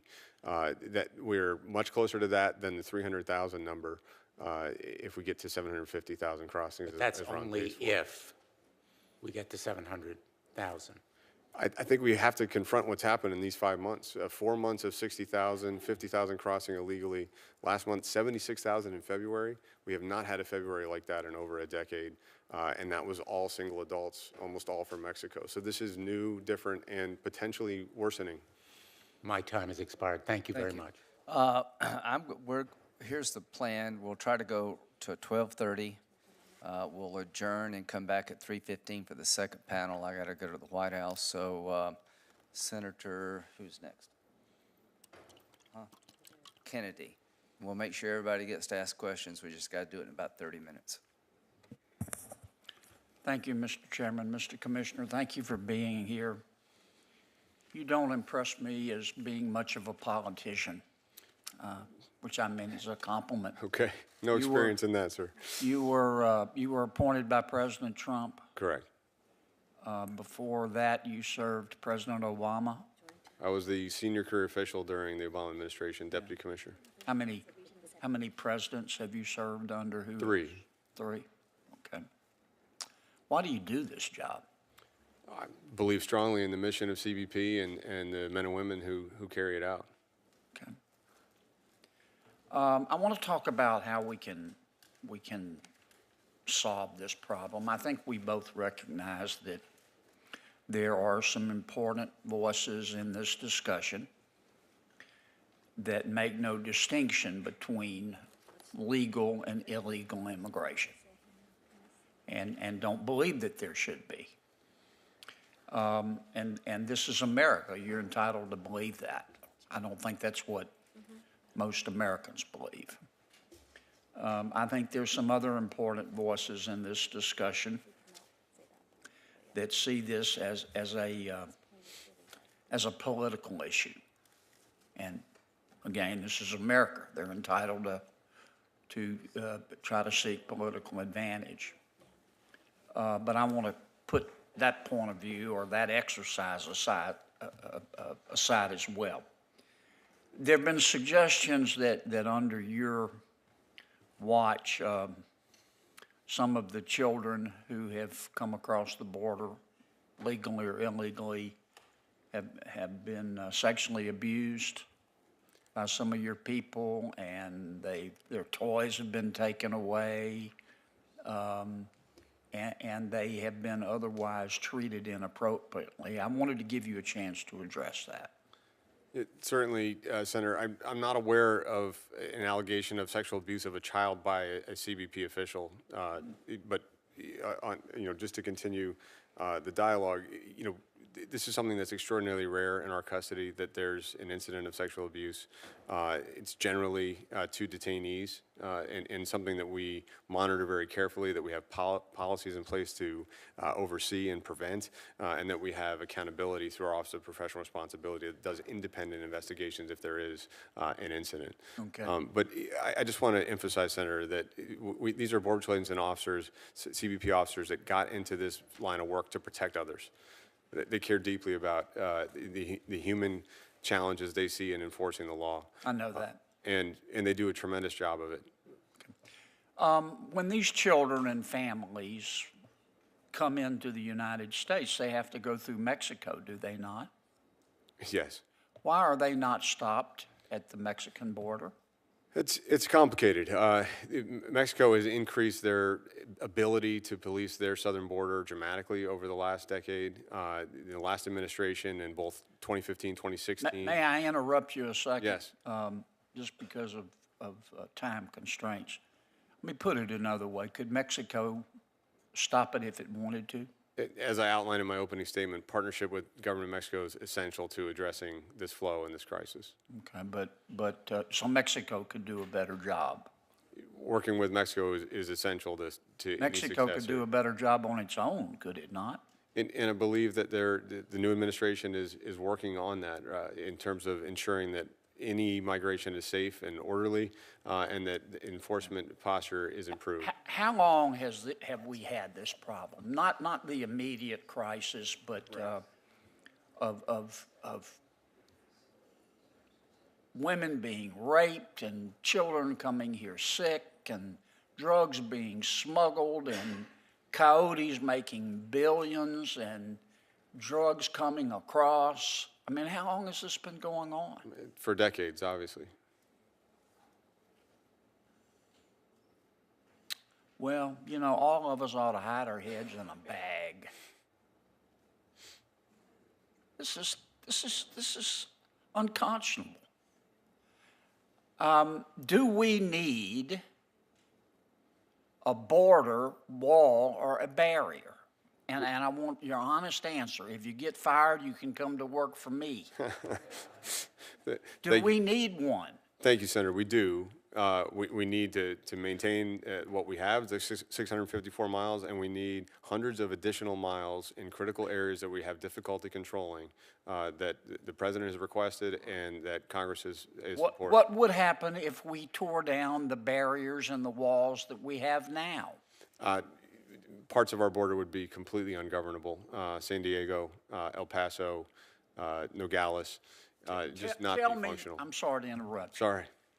Tell me specifically what laws you would ask the United States Congress to change and how you would change them to help fix this problem. Yeah, so the top three from a border security perspective, and I know... Like you're talking to a 10th grader. Okay. I want to make sure that everybody understands this. Right. So right now, the biggest group that's crossing our border illegally are family units. They're doing that because they know they can be released immediately after crossing, essentially within a few days, and be allowed to stay in the U.S. indefinitely. Many of them do not have an immigration right to stay in the U.S., and at the end of a court proceeding, they would be found to be removable. So what change would you make? Allow them to be held together in an appropriate setting for families and children during a 6 to 8 week immigration proceeding. And not be released into the country. Correct. All right, number two. That's what the last administration did, and it worked. That's what President Obama did? Correct. Number two.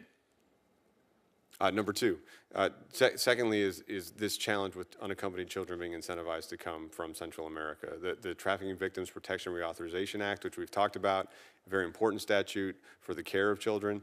That said, it treats children from Mexico and Canada differently. They can be repatriated, working with the Mexican government, for instance, to ensure a safe situation. We can't do that for Central Americans. Allow immediate repatriation, number even three. though the Central American governments want it. Sure. Number three, we don't need to change the standards for asylum. We need to change the process for assessing whether someone has a valid asylum claim. Right now, the credible fear bar is so low that over 80% of people are meeting it, while as fewer than 20% are actually warranting asylum at the end of an immigration proceeding. So that 80% is just released into the U.S. pending their immigration court proceeding for by and large. That's a significant challenge. Those are Does the this three. system look to you like anybody designed it on purpose? There are some vulnerabilities that have emerged over time and been responded to by changing demographics and crossings. It's certainly the case. We did not see people claiming asylum up through 2013 at the border. Fewer than 1% of our apprehensions claimed asylum.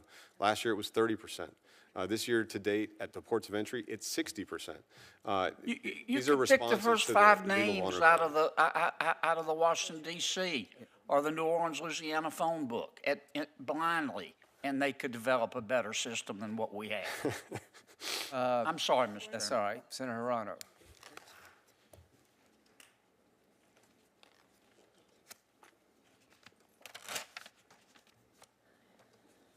I'll let you know if I need that job, Senator. You're more than welcome. I'm sorry, did you call me? Oh, We've got basically a little over 20 minutes. thank you very much. Yeah, if we can do 5 minutes, that'd be great. I'd like 7 minutes, thank you. 7 minutes. Mr. McAleenan, you said that there are about 3,000 families in CBP custody every day. What percentage of these families came through the legal ports? They came to the legal ports less than 5%.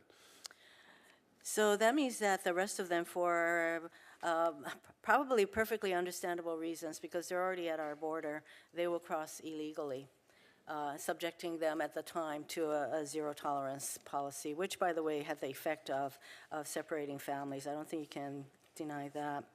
So most of the families coming through, and so the questions about, why can't we provide them, as you say, one of your goals is to provide safe and lawful access to asylum seekers, and to the extent that many of these are asylum seekers, we're certainly not meeting those goals. So we're going to extraordinary lengths to provide safe and lawful access to asylum seekers. Again, 120% increase last year, 90% increase so far this year in applications at ports of entry. But not when 95% of the families are not coming through the legal ports of entry. You also said that 80% of asylum seekers don't succeed in their asylum claims. What percentage of the 80% had lawyers? So that would be a great question for DOJ and EOIR. I just want to clarify, Senator, that the folks coming across illegally are in the hands of smugglers from very early in their journey. They're not making a decision to come to the port or not. They made a decision to pay that smuggler. So it's not a situation where they're waiting the and smugglers then diverting. not to. Okay. Yes. Well, I don't, there The must smugglers be a way to control try where they cross. and address that, because I would say that for people who undergo this kind of arduous journeys, and I would say that to blame the parents for risking their lives and that of their children to come to a country that they hope will provide them with better opportunities, to blame the parents is really an awesome kind of a statement to make, because I think we should acknowledge that parents everywhere want to protect their children. So I think we should acknowledge that. Now, the 80% of asylum seekers who don't succeed, I think a majority of them do not have lawyers, because there's evidence that when they have lawyers, that they increase their chances of succeeding in their asylum claims by many, many times over. Sometimes 5 times more, 3 times more, many times more. So they have legitimate asylum claims, but if you don't have a lawyer and you don't speak the language, it makes it mighty tough to succeed in your asylum claim. I think that that is something that we should all acknowledge. It's bad enough that when they make the arduous and dangerous journey that these migrants are subjected to sexual abuse and assault, but they certainly shouldn't have to experience those kinds of conditions while they are totally within our custody. And so you were told that there have been thousands of allegations of sexual abuse and assault while they are in our custody.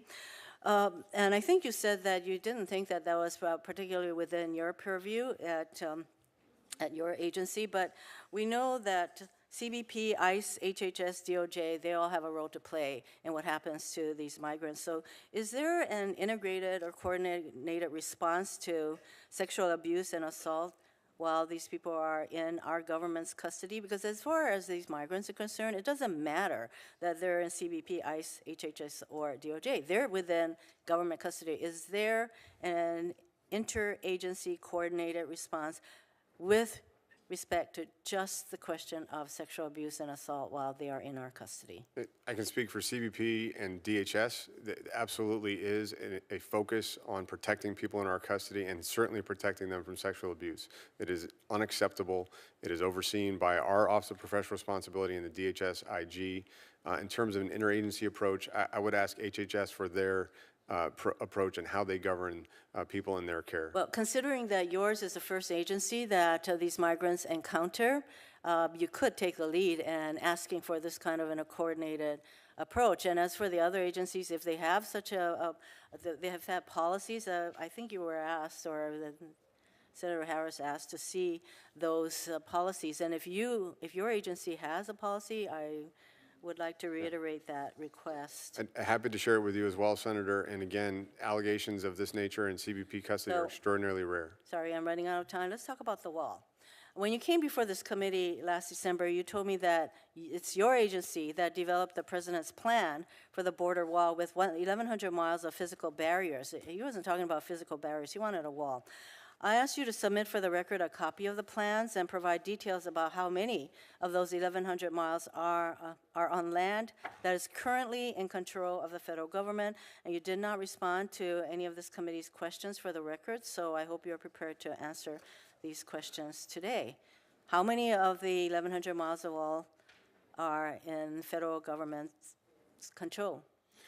Okay, so what we're asking for within the Border Security Improvement Plan, the top 17 priorities, about 700 miles total. About 316 of that is new additional primary miles on land that's not currently owned by the federal government. So that's mostly in Texas, in the Rio Grande Valley, in South Texas. Some of that will go up into Laredo, some of it in El Paso. And so those are the areas where we would need to work with property owners through a process to pay fair market value to acquire that land. Well, you must be aware that the Bush administration spent 7 years litigating and negotiating to build border fencing on a quarter acre of land. That's 0.0004 square miles. And right now, the Trump administration is in a lawsuit with a Catholic church in Texas because the administration is looking to take the church's land to build a border wall. And the church has argued that, quote, the proposed border wall is fundamentally inconsistent with Catholic values and, if completed, would substantially burden the free exercise of religion by restricting access to La Lamenta Chapel. So considering that a lot of the maybe half, 1/3 of the land that you're going to need to build this wall is not even in your hands. We're looking at a pretty long period of time where if the Texas ranchers don't want to give up their land, you're going to be in litigation.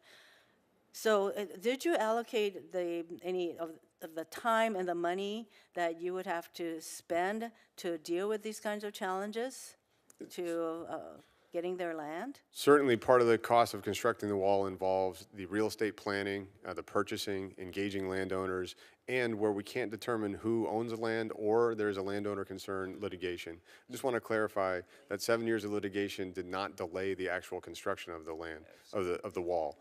We can acquire that land and proceed with building during the litigation. And the vast majority of landowners are providing rights of entry. We're able to reach a fair market value settlement to pay for that land and to move forward. So litigation is an important part of land acquisition, but it's not. It doesn't delay the project for years. I see. So these landowners are allowing you to take the land before you figure out how much you need to pay them? Federal law does. Access? And often it's really just trying to find out who owns the land is the main issue in litigation. Okay, thank you for that clarification. Can you submit for the committee the plans, and if you have the actual list of landowners who would be affected? So for each new segment, those landowners are researched, but yes, we can absolutely submit our plans, our process, Okay, when our can you FY19. submit these items? Because I asked you this in December, and here we are in March. We've already provided it to the Senate, but I'd be happy to redirect it to this committee and make sure that you have the copy. Thank you very much, especially as I requested that information and it didn't come to me. Thank you. Thank you, Senator. Thank you, Mr. Chairman. Thank you. Senator Blackburn, then White House. Senator Lee is going to be kind enough to wrap it up, and you're almost at the end of the line. Thank you, Mr. Chairman. There you go. Thank you, Mr. Chairman, and Commissioner, thank you very much for your time and for being here. And I think it's so interesting and really somewhat sad as we hear from you and other members how the cartels have really become global businesses. And your comments about this is a process that is decades old. I served in the House before I came over here, and my first year in the House, 2003, one of the things we were focusing on was trying to deal with illegal immigration. It just goes to show that if you let a problem get out of control, if you don't get it in its infancy and it grows to be something bigger, it is more difficult to handle. And this is a good example of that. Let me ask you this. When we talk about these cartels and being such big business, and of course they work with these coyotes, they've developed these worldwide smuggling networks. Should we be holding Mexico, as these cartels, from what I understand, they're primarily headquartered, if you will, in Mexico. Right. Should we be holding Mexico responsible for charging, investigating, and prosecuting these cartels? No question that we have shared responsibility on this. Members of this administration have acknowledged that our drug demand is driving the profits that are empowering these cartels and creating the violent situation in Mexico as well. But we need the government of Mexico to step up and address the enforcement side of this, especially as they're taking advantage and preying on vulnerable migrants. Do you have the tools that are necessary, or do you all, and I know you share this responsibility with other agencies, do you have the tools necessary to put the pressure on there? So we've developed a very robust and sophisticated counter-network capability to attack the organizations, not just addressing the individual smuggling attempt. Let me ask you this. Are you all doing anything addressing the human trafficking that's taking place online? With the movement of gangs and labor trafficking and sex trafficking. So are you all working in the virtual space as well as on the ground? Yeah, our partners at Homeland Security Investigations at ICE have that direct expertise, but we absolutely collaborate with them and then follow up on targets. Okay. I will have to tell you, I hope every member, and I would imagine every member of this committee has been to one of the reception centers. And one of the things, I've done a lot of work on the sex trafficking issues.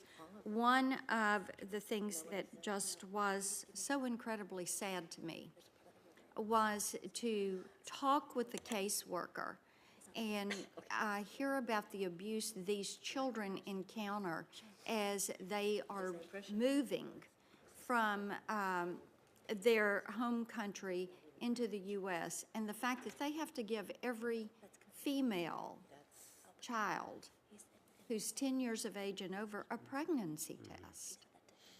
I just, to me, that is just devastating. Let me ask you this. On any given day, how many different nationalities would you have in? On any given day, dozens. Over the course of a year, usually we interact with 130 to 150 different nationalities on the border. Okay. And if we talk about our lawful crossings, pretty much every country in the world will end up traveling to and from.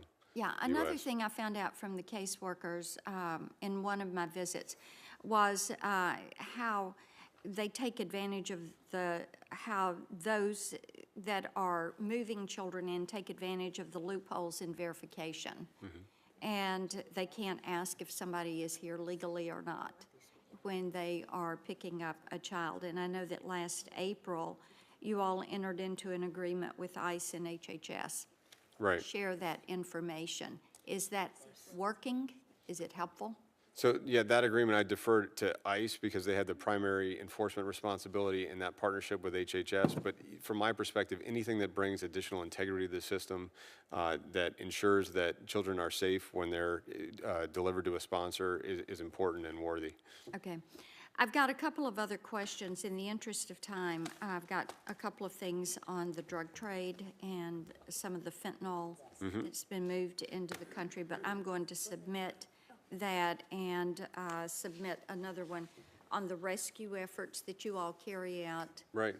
Every week to save people that are coming to the border. And thank you for your service, and I yield back my time. Thank you, Senator. Mr. Whitehouse. Thank you very much, Chairman. Welcome, Commissioner McAleenan. Appreciate you being here. I'd like to explore something that you said, I think both to the press and to Congress, about the importance of, and I'm using your words here, solving the issues in our legal framework that are inviting these families and children to make this dangerous journey. And I have to say, I'm worried about the notion of inviting. It strikes me that many of the individuals and families that are presenting themselves at our southern border are fleeing extraordinarily dangerous and deplorable conditions at home. Would you agree with that? I think that poverty, food insecurity are the top two reasons that we're encountering. Gang danger? We do see violence and gang activity in some areas. The situation was worse in the 90s. It was worse in the first 7 years of this decade than it is today. The murder rate is down in all three Northern Triangle countries. But certainly there are factors in those countries that are driving people to seek a better opportunity and a better life. And clearly the dangers en route from the dangers at home are as bad, if not worse. The coyotes and the traffickers and all of that are an extraordinarily perilous ordeal for these individuals to have to endure, are they not? I agree strongly. And what we're seeing is the social media feedback from families that are successful arrivals in the U.S. That image of success to someone who knows someone in a community is more powerful than any warnings we can provide on the dangers of the journey. Yeah. I heard that firsthand in the Western Highlands of Guatemala meeting with community leaders. So here's my concern about what was meant by issues in our legal framework that are inviting these families, because we heard when the family separation policy was initially set up, a lot of deterrence talk. That if we're going to be tough with these families, if we're going to separate the kids, that's going to send a message and they won't bother to come. If you start in a point of view that you think that the way we receive and treat people at the border is operating as an invitation and that something has to be done about that, it's a very short step to saying, well, instead of just like not having it be an invitation, we should actually discourage them. We should actually make it unpleasant. We should actually try to deter people from doing that. And it strikes me that if that is a policy, and we are deliberately using something between discomfort, fear, and cruelty as a policy mechanism to try to discourage people from coming to our country, first of all, that doesn't seem very American to me. It just doesn't. That's not the way we are. That's not what we do. So I've got that concern. The second is, if you really want to have a deterrent effect on somebody in the way that they're treated when they hit the American border, when you consider what they're leaving, which we already discussed, when you consider the ordeal of the transit, which we've already discussed, the idea that we can do something that will make an appreciable difference to their calculus by treating them cruelly or unkindly when they get to our borders doesn't even seem logical. You'd have to go to such levels of abuse that nobody would tolerate that if you were going to try to make that the rule.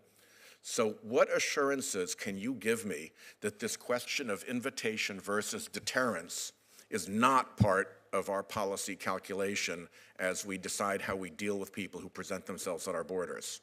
I can assure you unequivocally that the way you've described deterrence is absolutely not part of our policy, nor any part of a law enforcement discussion at CBP or elsewhere in DHS that I'm aware of. That is absolutely not the goal, to deter through harsh treatment, to summarize your points.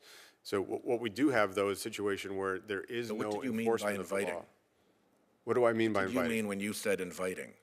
I mean that by telling families in Central America, and this is also interpreted even more aggressively through smugglers in the messaging, that if they come to the U.S. now, they'll be released immediately and allowed to stay.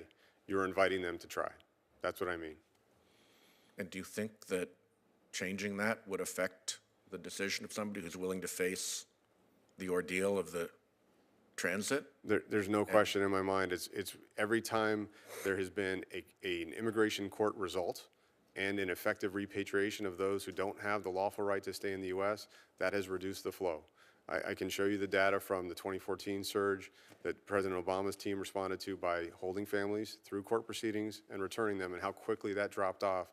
So you're talking about repatriation as the signal back as opposed to mistreatment or absence of care or cruelty or family separation at the border as the signal? Yes. Okay. Time's up. Thank you. Mr. Cruz. Thank you, Mr. Chairman. Commissioner McAleenan, good to see you again. Good to see you.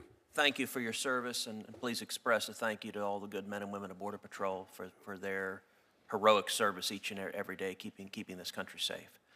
I want to start with a simple question. In your judgment and your professional experience, do walls work? Unquestionably. So if I understand it correctly, San Diego, the wall there was built in 1992. Illegal traffic dropped 88% over 18 years and 95% over 23 years. We saw the same experience in El Paso. In El Paso, the wall was built in 1993. Illegal traffic dropped 72% over 1 year and 95% over 22 years. Same thing in Tucson, wall built in 2000. Illegal traffic dropped 90% over 15 years. Yuma, the wall was built in 2005. Illegal traffic dropped 95% over 4 years. Are those figures accurate? Yes, Senator. And does that reflect your professional experience that putting a physical barrier can have a significant impact decreasing and stopping illegal immigration? Yes. And that's both for human traffickers and narcotics traffickers. No question. Let's talk about a second topic, which is kids. And there's been considerable discussion about kids, and Senator Feinstein mentioned that she and I have been working on legislation together. I remain hopeful. This ought to be an area of bipartisan cooperation.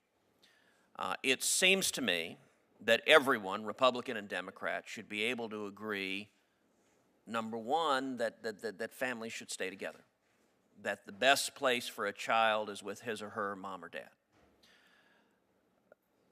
But the rub is number two, in what capacity?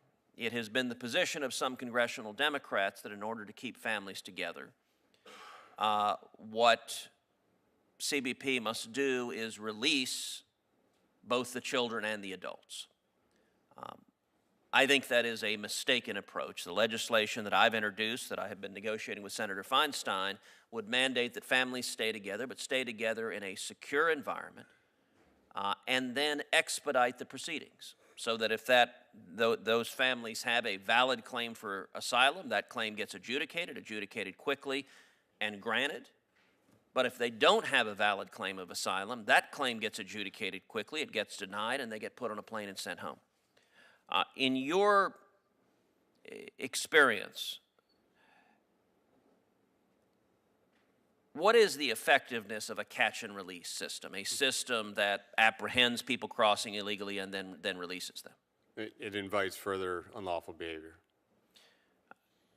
And what is the differential in terms of the timing for adjudicated cases between the detained docket, where the individual is in custody, versus the non-detained docket where they're released? Detained docket, in my experience, moves very efficiently, 6 to 8 weeks. The non-detained docket is years. One of the significant challenges with our current policy is we have now created massive incentives to bring kids with you because we have essentially turned a child into a get-out-of-jail-free card. To what extent are you seeing conduct from cartels deliberately bringing either unaccompanied minors or family units over with the intention of gaming the system in the United States? So I can tell you, Senator, that in the last 10 months, as Chief Hastings briefed yesterday, Border Patrol has identified approximately 1,700 individuals that presented as a family unit that had made fraudulent claims. And even more concerning, there was reporting this week of attorneys advising people on how to do this in Central America and providing fake birth certificates, fake indications of relationship before they depart from Central America to enable this process. You're absolutely right that if you bring a child, you will be released. You're immune from the enforcement of the law between ports of entry, and that's not a situation that's sustainable. So let me underscore that point because it's, I think, really quite stunning. So you've seen in excess of 1,700 cases where children were with adults. You were told they were a family unit, and you discovered that was fraudulent. So whoever those adults were, they were not actual family members of those kids. Correct. And let me ask you, if a child is in the custody of a human trafficker or a narcotics trafficker, how frequently are you encountering physical abuse or sexual abuse of those children in the custody of traffickers? It's unfortunately a very common occurrence. So if we were concerned with taking care of kids, we would want to do everything possible to prevent little boys and little girls from being in the custody of traffickers who are fraudulently using those kids to game our law enforcement. Is that right? Of course. Well, thank you for your good work in that regard. Thank you. Mr. McAleenan, I want to thank you for your willingness to testify today. I'll be the last person asking you questions before we recess until 3:15. I want to make sure that I understand. So if I'm in Central America, if I'm in any country other than Mexico, and I want to come to the United States illegally through our southern border, if I have a child with me, whether that child is my own or not, and I claim that child as my own, I get released after 20 days. Is that right? Well, 20 days is the maximum that a family can be held. Actually, most are being held 72 hours or less, either by CBP and then released by ICE, or in an ICE family residential center, usually in the 8 to 12-day range. 20 days is the maximum amount of time I'll be held. Which is not long enough for an immigration proceeding. Then I'll be released into the United States. Correct. That could and would and should and indeed has resulted in a lot of bad things, right? Yes. Are children occasionally abducted and then paired with those seeking to abuse our asylum system? We have along seen the a number southern of border? those kind of cases, yes. Have there been instances in which people from other countries have paid smugglers a large sum of money to help them get across? They fly to Mexico or in one way or another travel to Mexico from another country, arrive at the U.S. Mexico border, and they're then paired with a child, not their own, a child they've never met and to whom they have no relation at the border in order to manipulate our asylum system. Yes, within those 1,700 fraudulent claims that I briefed in the last 10 months, there were cases like that included.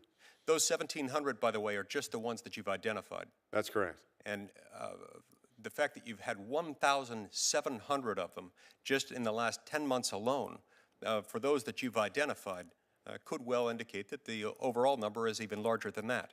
Certainly. It's difficult for me to conceive of any policy we could adopt that could do more, quite perversely, to promote human trafficking and child sexual exploitation than this. Would I be fair to reach that conclusion?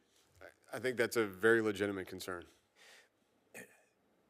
People who traffic in human beings as a routine matter understand that there are certain signals, certain signs that might indicate to law enforcement authorities that they're engaging in human trafficking. Is that right? Yes. And they're therefore aware that if they come through a port of entry, that they're more likely to be seen by authorities. Where does that generally push them? To the between ports crossing. Granted, we don't see families evading apprehension for the most part. They are presenting and then allowing that process to start. But again, we're overwhelmed in many areas of the border, in Rio Grande Valley, in El Paso, in Ajo or Yuma, Arizona. So just think of those agents trying to process hundreds of families at the same time, try to discern those indicators of concern. They're worried about the medical situation. They're worried about a fraudulent presentation. They're worried about someone who might have a criminal or gang record, and then still trying to move them quickly through the system to ICE. So that's a lot to ask of our agents and officers. The absence of a barrier then makes it easier for people to pass undetected through a port of entry where they might be recognized. If you want to come in through western Hidalgo County or Starr County or Zapata County in Texas, where there are large areas of uncontrolled open borders without any barrier at all, you'd find it easier to get through there. The Stay in Mexico, the Remain in Mexico program, tell us how that would help us offset the perverse incentives we ourselves have created through our own government policies for human trafficking. It will give more and greater access to lawful immigration court proceedings without releasing people into the United States indefinitely. So for those who want or need to come to the United States and have a legitimate basis for doing so, we would be more sympathetic to them. We would be in a better position to offer asylees actual asylum if we adopted that program. Correct. I was pleased to hear that the Remain in Mexico program is going to be extended beyond the San Isidro port of entry. Tell me what you expect to see in the coming months over that. Right. So it's nascent. It's developing. We're starting it right now in San Diego port of entry at San Isidro there, as well as San Diego sector. We want to extend it along the border so that we can provide that safe and lawful access that many members are focused on and concerned about to asylum seekers who don't want to pay a smuggler, who don't want to go through the dangerous cycle, but might have a valid asylum claim. They get to go to a dedicated court docket that's going to have hearings. The first hearings are going to start in 10 days from the program just starting up 6 or 8 weeks ago. So it's going to be a much more expeditious process to get an immigration court result and ideally grant asylum to those who have meritorious claims and then create a process that has integrity for those that don't. So the Remain in Mexico program helps us help actual asylees, helps us discourage human trafficking. The physical border barrier helps direct people toward lawful points of entry. And when they're directed more toward lawful ports of entry, it's easier for our authorities to detect and interfere with human trafficking. All of those are correct, Senator, and it's also a critical tool for stopping smugglers bringing narcotics, as well as single adults trying to evade apprehension. Thank you, Mr. McAleenan. We really appreciate your testimony today, and thank you for your service. You're in our thoughts and prayers as you protect our country. We'll stand in recess until 3:15. Thank you.